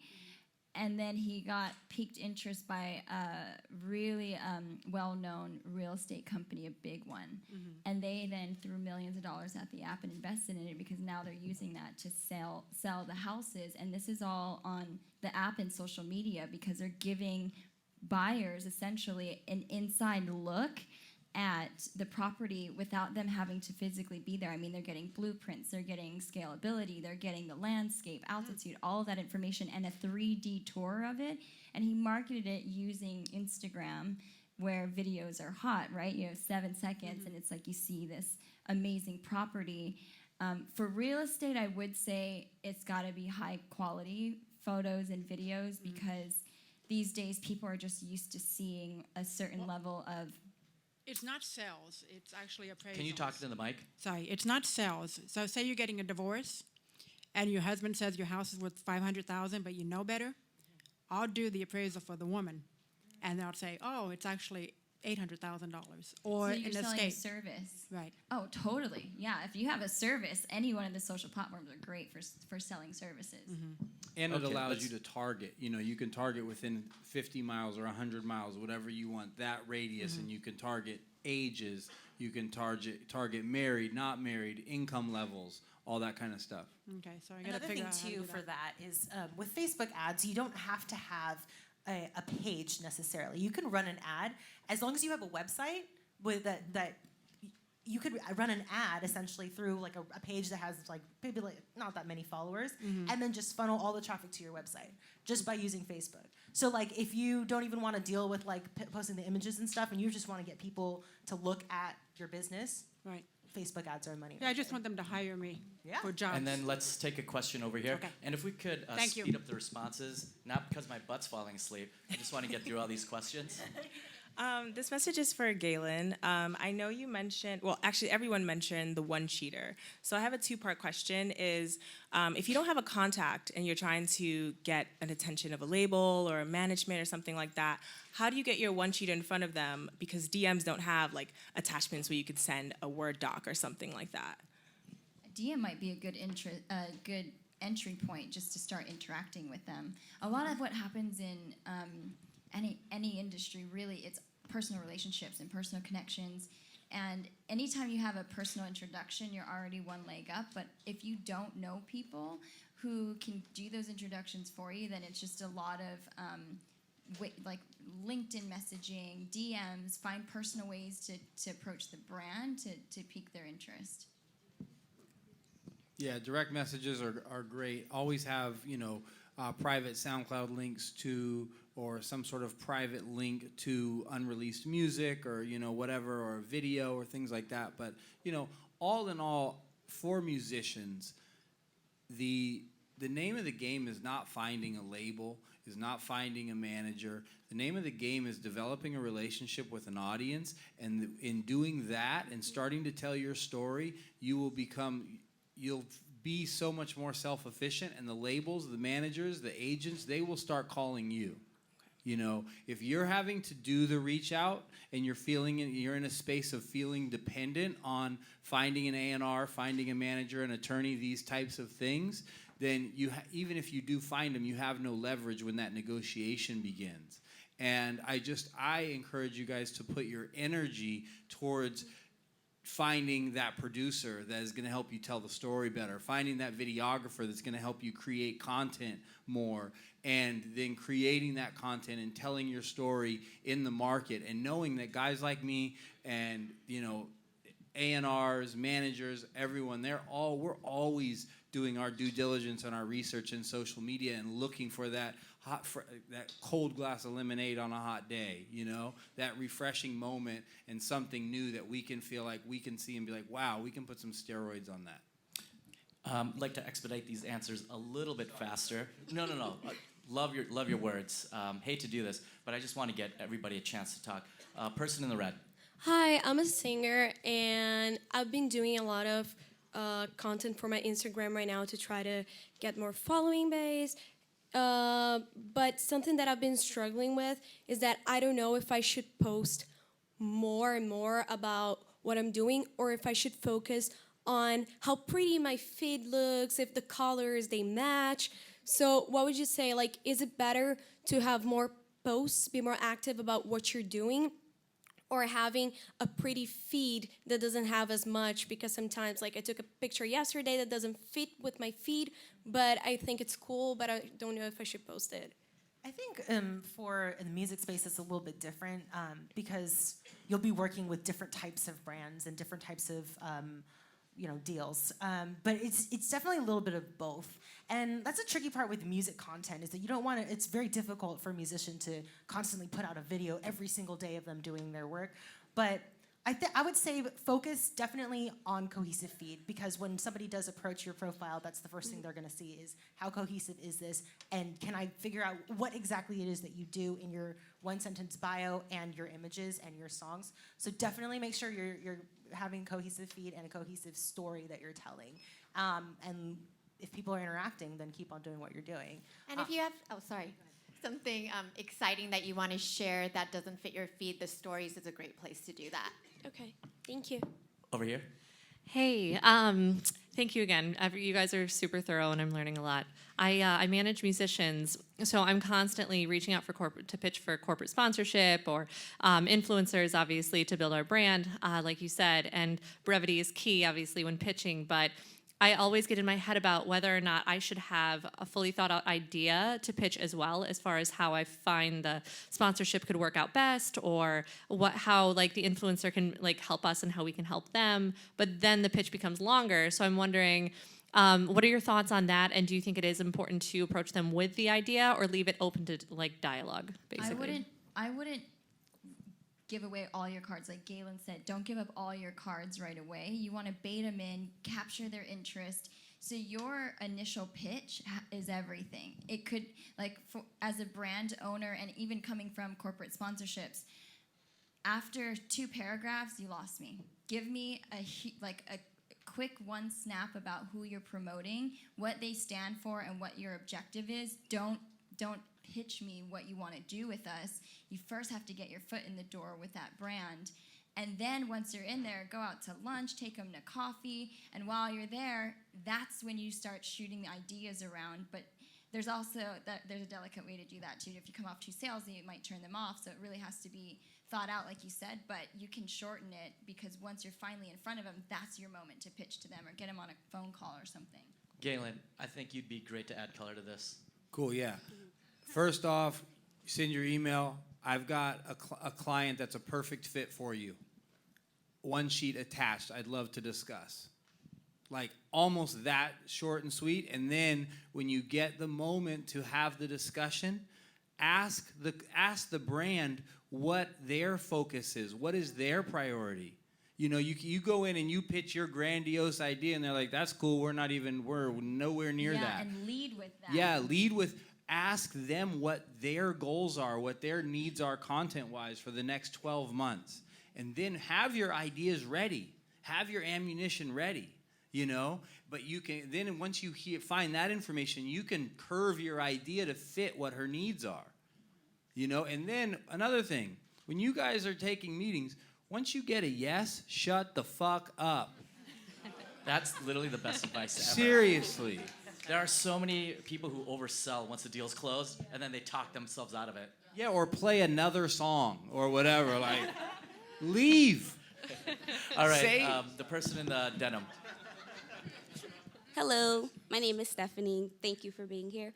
Can you speak closer? I'm learning a lot. So, I love to travel, and I saw that 15 to 20% of my followers actually like and comment a lot more when I do travel or I'm somewhere other than home. But when I travel by myself, I hate asking people to take a picture for me. Can you recommend a great travel camera for selfies and what best angles? We love that stuff. I love that stuff. Right. There is this little handheld stabilizer that is like a knockoff of the real thing, but it's on Amazon. It's $100. It's called Zhiyun. I don't know how to say that, but it is Zune. Zune Train. Yeah. I think it's a knockoff of like the Zoom maybe, or something. It's like a DJI knockoff, I think. Yeah, exactly. $100 on Amazon. We have 2 of them, and you can create high quality videos with your phone. That's what we do, and we've done this with some pretty household name brands, and it works well. So that, and especially I went to Croatia by myself on a sponsored trip, and so what's it called? The GoPro is great too because it gets really long. You can buy little extensions, and it gets really long that shoots like 4K, you know, up to like super high if you want to do slow-mos. And also, depending on how you bring yourself, selfie stuff is great. You know, you can, if you create the right story, you can do an entire selfie video and get a lot of interaction. And then let's get a question on this side. Thank you. Hi, I'm Shanice. I'm a professional snowboarder. I work really hard on my social media, YouTube, Instagram, all that. I'm constantly working on it. And I've built my channels to the point where I know they have marketing value. And when I talk to brands, a lot of brands will reach out and say, hey, we'd love to send you this. But I know like that $12 product is not equivalent to the like $300 value I will give you of, you know, all the people who then contact me asking me about that brand and stuff. But I feel awkward trying to bring up money in conversations with brands, and I don't know how or when to say like, yeah, your product's great, but you know, this is my job and I need this amount of money. It's hard to advocate for yourself. I've been there. As a freelance makeup artist, it's really hard if you don't have a manager or an agent. I know there's some other agents in the room who can speak to this too. If you have a buffer between you and the money, that's going to be a significant help. It's difficult for some people to advocate for themselves and know your value and know that that $12 product is not worth the $300 that you're putting into it, and the conversions that you're giving them over your audience who's then going to go buy the product. So what I used to do, sounds really almost like psychotic, but early on in BeGlammed, when my team was super, super small, and I was answering all the client phone calls, because I worked out of my apartment, I would answer it as Marie, as my alias. And then if there was a call where someone's like, can I speak to your manager? We have this idea for a brand. I would then say, sure, no problem, hold. Hi, this is Maile, the founder of BeGlammed. So it made it seem like we were bigger at the time and we were a really small brand. So that might be hard to do, but you could, if it's email response, you could just email and have an alias name. But having somebody advocate for you is helpful, even if it's a friend who steps in and says, okay, let me just ask on behalf of you or something. Let's get a question here. Hi, my name is Simeon Gid. Oh, my bad. I didn't mean to be so close. If we can keep the questions to under 15 seconds, just to quickly go through this. All right. For new artists, what would be the best way to display our music? More mainstream or more original? Like to get a bigger impact on What the do you music mean, industry? mainstream or original? Like for your music, like a bigger. I think he means top 40 or indie. Oh, well, it's actually a good question, but again, your best bet for the long term is to lead. Mm-hmm. And that sometimes you can't control if it's mainstream or it's indie. You've got to have a visceral feeling to it. And when you push play in a room, people have to look up and say, what's that, with curiosity, and not what's that with the stink face. Right. And if you're not pushing a play in a room full of strangers and getting people to say, what's that, you're not ready to put your music out. That's first and foremost. Then, I mean, you know, I just don't encourage. Art is not made to be put in boxes. And if you're making art to say, oh, well, R&B is trending right now, so I'm going to make R&B, then you're playing the game wrong. You know, I don't think any of your favorite artists were ever the person that just made the cookie cutter sound of the moment. Most of your favorite artists led and always came and tried to stretch where they're at. I hear so many people say, oh, yeah, I'm working on stuff for The Weeknd. And it sounds like what The Weeknd was doing last year. And it's like, The Weeknd's not going to do that next year. He's not working on that sound right now. Kanye West ain't working on what he put out last year. You know what I mean? So, I know 15 seconds, but that's my take. Over here with the hood. All right. My question is primarily for Gaelen. I notice a lot of labels and executives and managers, they look for a lot of followers, a lot of views, things of that nature. I think probably if Pac and Big were out right now and they had 400 followers, we probably would never heard of them, because that's just how labels are these days. So what numbers do you specifically look for artists? And then when do you make a decision to say maybe the numbers aren't important because I like this guy's talent versus like how important are those numbers to you? And what can you do, and what numbers are you looking for specifically? The people that matter are the people that the numbers don't matter. You know what I mean? Because for where you're at, if you have no numbers, if you make hot shit, there's going to be 3 people in this room that say, yo, I fuck with you, I'm going to help you. And we're going to start getting numbers. I'm going to tell all 100 people I know, you're going to tell 100 people you know, and it's going to build. And then by the time it gets to, maybe comes across someone on my team's radar, maybe you got a couple thousand followers, and it's like, damn, if I put a fucking Facebook budget and some content budget and an Instagram and a Spotify campaign on it, we can win. And we can build this to the point where Interscope's calling us and we can go do a partnership at Interscope. So it's all just, you know what I mean? It's all stepping stones. Be great at your art. Focus at being great at that. And get people that really believe in what you're doing and help champion what you're doing. Get a guy on your team that's down to put eyeliner on and let you record him do it. You know what I'm saying? Right. Get your eyeliner guy. In all fairness to everybody who's waiting in line, can we keep the actual question to 15 seconds? I can try. Next. I'll give it a solid effort. Thanks. So I know we were talking a lot about like focusing in and finding your niche and all of that wonderful advice. If you're someone who is whatever, I said it wrong. It's fine. But if you're someone who is very like diverse in the different aspects of the industry, like, is it damaging for me if I'm multifaceted, like multi-platform faceted, and I have different brands for those platforms? Does that make sense? We can definitely relate because we were in a music band, then we did Korean beauty products, then we did travel. And what happens is just test your stuff. Test what resonates the most. Pick the topic that is your strongest and run with that. I mean, or you can ideally split them up into different places, but you want to have a niche that's very, very targeted, no less or no more than 3 different types of things. So I'm like travel, fashion, beauty. That's me. Anything else is eliminated. So yeah, keep it under 3, I think. Okay, thank you. Black Tea. Hey, what's up, you guys? My name's Jay James. I'm a musician. I wanted to ask, you said Joyner. You said he like sent out one text and he got 100,000 views. What did you mean by that? And you only said Facebook ads. Did he use Instagram ads too? No, but he through that process over several years, they built a database of emails and phone numbers so that they could always have that access to their core fan base. Is there any certain apps you guys would recommend for having ginormous group chats? Like hundreds of people, you send one text. And Well, it goes that's to all that. of them?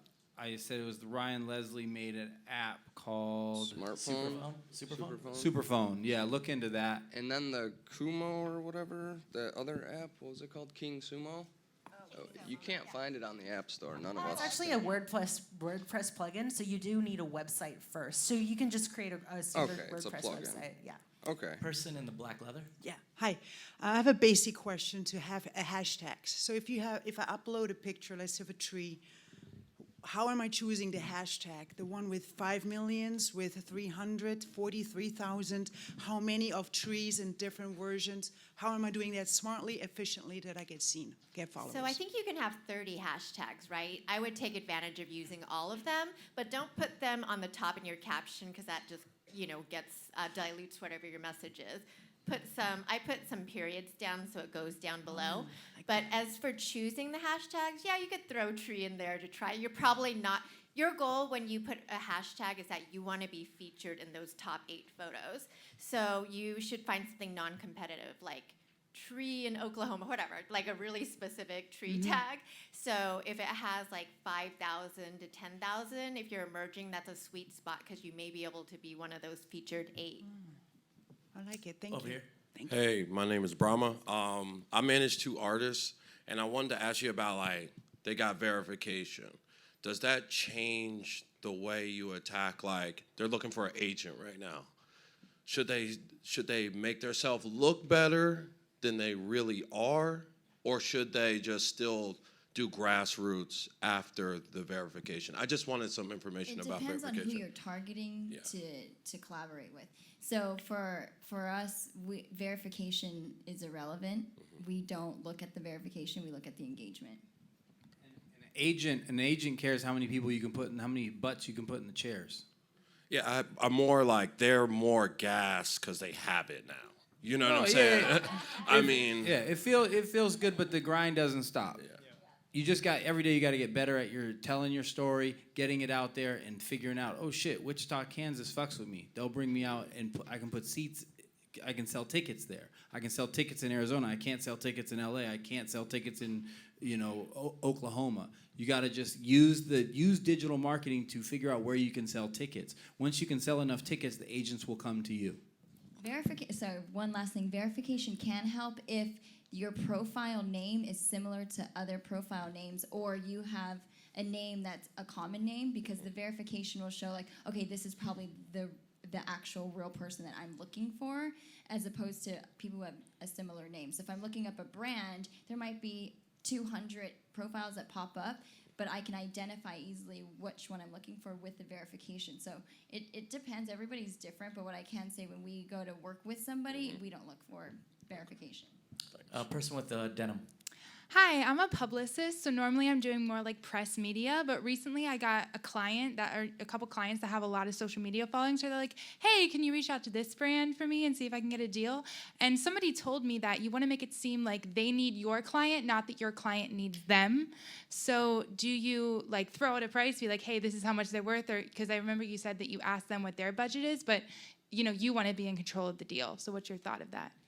Sometimes there's no money on the table at all, and you just start doing things with brands that you like because you want to eventually be paid, and the monetary aspect of it might come later, so you have to develop a relationship with them. For example, we've been working with Nike for years now. Nike, we did maybe a series of 5 to 10 events with them. We did a pop-up beauty bar in some of their events. And we did that, what's called in kind. They didn't pay us for it. We came out of pocket paying our providers and the setup of the event and all of that. Then they came around and said, we have a $50,000 budget, and we want to do 19 events with you. I was like, okay, this is happening. And then from that, then we used the same programming with Swarovski Crystals and now Disney and all of these big brands. And it's because we started out working with them pro bono with no fee, with the intention of getting paid eventually. Over here. Hi, my name is Tika, and I decided to create my own reality show, and I'm financially funding it myself. I just recently got on social media 2 weeks ago, and now I have 1,000 followers. What would be the best advice for me? First of all, that's kick-ass. Thank you. Congratulations. Right. I think utilize that platform every day. Post little snippets of what, and use what he said. Give them a little flavor, but don't give everything away. Show some really radical stuff. I mean, like create some buzz about it. Do something that you would want to see yourself. Try to post those type of contents, and also post every day, same time every day, between 9 and 2 a.m. I just want to add that I think a lot of people would love to produce their own reality show, and I think an audience really likes to see what goes behind that, behind the scenes. People like to see the process, like where did you come up from? What was it like? What were your hurdles? So every day there's new challenges, and you overcome this. People want to see that, I think. Take a page from Cardi B's book. Cardi B girl. Yes, she is. All right, over here. Thank you. My name's D'Angelo. I'm a fashion and... Speak closer. My name's D'Angelo, and I'm a fashion photographer and model. I'm new to LA, and my question that I have is I'm kind of around a lot of like established and sometimes celebrities or upcoming celebrities. And my question, I guess, would be kind of like you were saying with the one sheet on social media, it being a world where we're kind of like wait to talk to them afterwards. I feel like you missed that shot. Do you recommend a standard business card? Is that like played out nowadays? Or like how can you approach a person without them being overwhelmed? Because that's what happens. When we go to events, we will collect, like whether we spoke to them or not. Like I used to go to NAMM, and I was like trying to get sponsored by different guitar companies. So whether I talked to them or not, I would collect every single business card of whoever the heck was out there. And then since there's like 100,000 people or probably more, they don't remember who they talked to. And I'd be like, hi, it was so great meeting you at the event. I love Marshall amps, but currently I play a PV. What can you guys do for me? Something like that, A smaller event, still grab the cards. Cards are money. I think he's asking, should I give away the cards? Well, I do. Is that the question? I do. I just want to know if it's... So I would say, is it valuable? from my experience from 20 years in LA, they'll never call you back if they're that high up. You always have to approach regardless. Be shameless. There's no fear of no. Yeah. You see that dream collab, you go straight up to them. Don't even waste a second. Get their number, however it happens. Like, don't go to jail. Get that number. That's what I want to know. Get that number and offer something for free. Do it, like she said. Tell them, I'm new here. I'm an amazing fashion photographer. I've got a vision for you. I want to execute it for free. No worries. Whenever you're ready to do a shoot for social media, I got you. I'd be like, you're new? All right, I'll give you a shot. You're the best from Oklahoma? Amazing. I want that. Next. Thank you. Finish up first. My name is Lorenzo Reyes, and I own a clothing line independently. I'm starting to build my team. I wanted to know a little bit of insight about partnerships and investors early in the game. I'm sorry, were you doing what? Clothing line. I could tell you all about investors. I had to raise capital, millions of dollars for my app. It's not cheap. What I can say is investors in fashion, it's a really competitive landscape. And just fashion in general is oversaturated. I mean, all industries are, but you have to have something so compelling and gives you a competitive edge and is investable, meaning you have a high scale growth rate. The return of investment is going to be quick for your investors, or are they in it for the long run with you? So you have to first determine when you launch your brand, do I need to raise money? And actually, you just closed on a huge round for a circus app. But first, once you figure out, do I need to raise money, then you have to find what kind of money. Do you want venture capitalist fund? Do you want institutional kind of funds? Do you want a high net worth individual who's going to be an angel and come in? So you have to first determine that before you can think about how much money do I need and what is my brand going to look like? What am I going to do with all that money? So it's a lot of discovery about what you're going to do with that money and have a really compelling story for somebody to put money into you and to your brand. One thing I want to add to that is you got to know all the data about your business. Who are your competitors? What's your barrier to entry? How much money am I going to make from this $100,000 I'm putting in? What's your valuation? Pre-money valuation, post-money valuation? What are your cost of goods? What's your profit margin? Like, you have to know all of that inside and out. Value, yeah. If you have that one meeting with that goldmine investor and you trip, they'll be like, yeah, I'm out. Like, you got to know it inside and out. Am I right? Yeah. All right, next. Thank you. Hi. Sorry, I'm short. I have a question. So I was wondering what you guys recommend about stage names.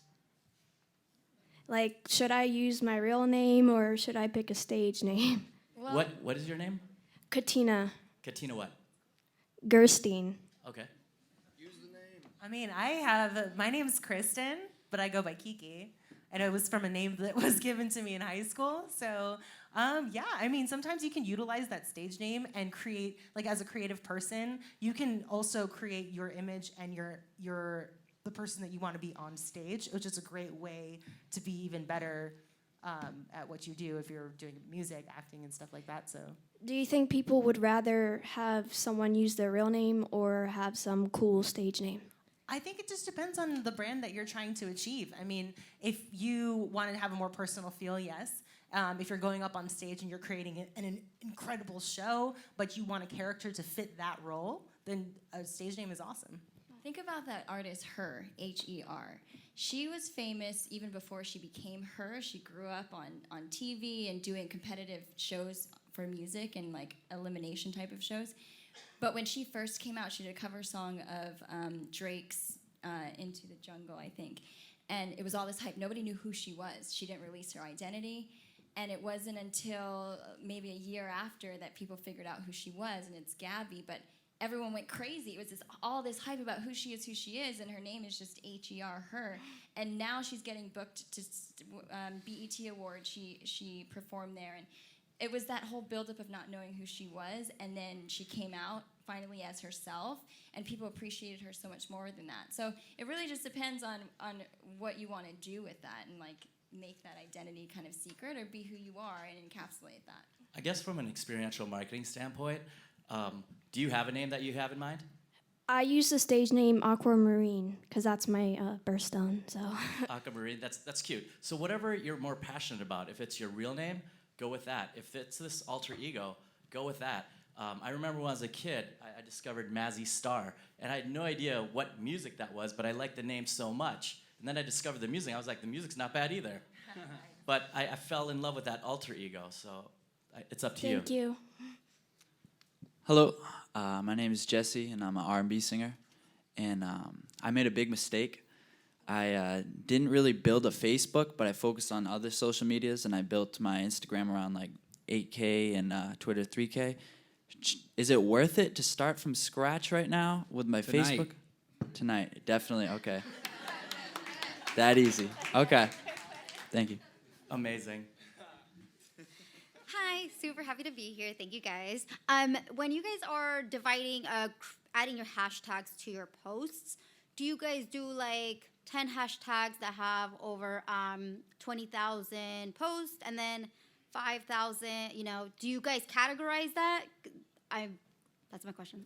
A little bit, but I think more importantly, I'll go and look at the 8 posts. So I'll see the top because I'm trying to get featured when I do a hashtag. Yeah. So I'll look at those 8 posts and I'll go look at the profile, like how many followers does this person have? How many likes are they getting per photo? So say if I have an emerging account and I'm getting 100 likes per photo, but all those top 8 are getting 3,000 likes per photo, I know I can't ever rank on there. But if I find a hashtag with like 1,000 hashtags or something, and everyone there has like 50 likes or whatever, then I know I can probably get on there. So I would base it on that more than the total number of hashtags. Got it. Okay, thanks. Over here. Hi, so I was using Instagress for a while to keep engagement ongoing for my Instagram. They got closed down. I actually built 12,000 very loyal followers, and recently, since the algorithm change, I've been getting very low engagement. Do you know how to get out of that like stuckness of Instagram's change? So unfortunately, apps like Instagram are never going to stick around. They get closed down left and right. Instagram is on it. They're discovering who's doing it. But it's because even if they're loyal followers, they look at your engagement down below and it's like, oh, you had 30 likes on this and then somehow you got 500 likes. And Instagram monitors everything, and they changed the algorithm for that reason. And there was a time maybe 3 or 4 years ago when Instagram changed that algorithm and tons of people lost a bunch of followers. So what I could suggest is if you're really looking to continue growing your following is kind of what I said earlier, which is if you want to use a service, use one that's going to, again, get you the natural followers and the organic likes, and because that's what Instagram did. But those just know that the app's not going to last. Instagram will eventually find it and shut it down. Okay, but how will I get the people following me now to see my posts? Because I feel like none of my friends are seeing my stuff. So on average, even if you have thousands of followers, only 200 of your followers are consistently seeing your feed. And that's so unfortunate because especially when you're building your brand or who you are, because of that algorithm, it's the 200 same people that are going to constantly pop up in your feed, or you're going to pop up in theirs, or you see the stories on the top of the page of always the same people over and over. So what you should do is start interacting with people who you don't see on your feed. Go into your following count and just start going down your followers list and randomly clicking and liking some of their photos, but don't like too far down the timeline.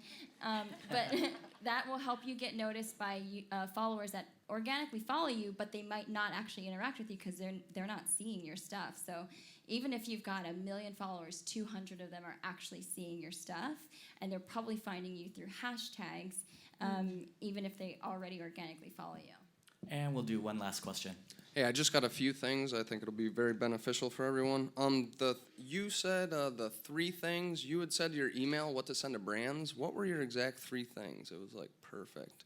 It has to be kind of like an elevator pitch in the body of the email, and then you can attach the one sheet. But I would say a 1 or 2 liner about who you are as a brand and what your objective is. And then a great salutation, like, have a great day, looking forward to hearing from you. But it has to be something really compelling for a brand to actually want to reply.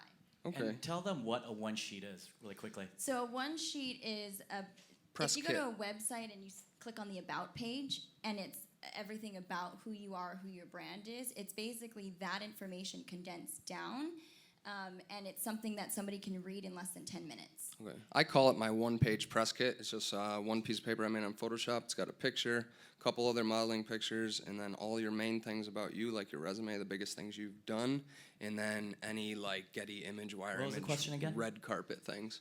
I was just going off on what So she said. that's a great like media kit, especially for an artist.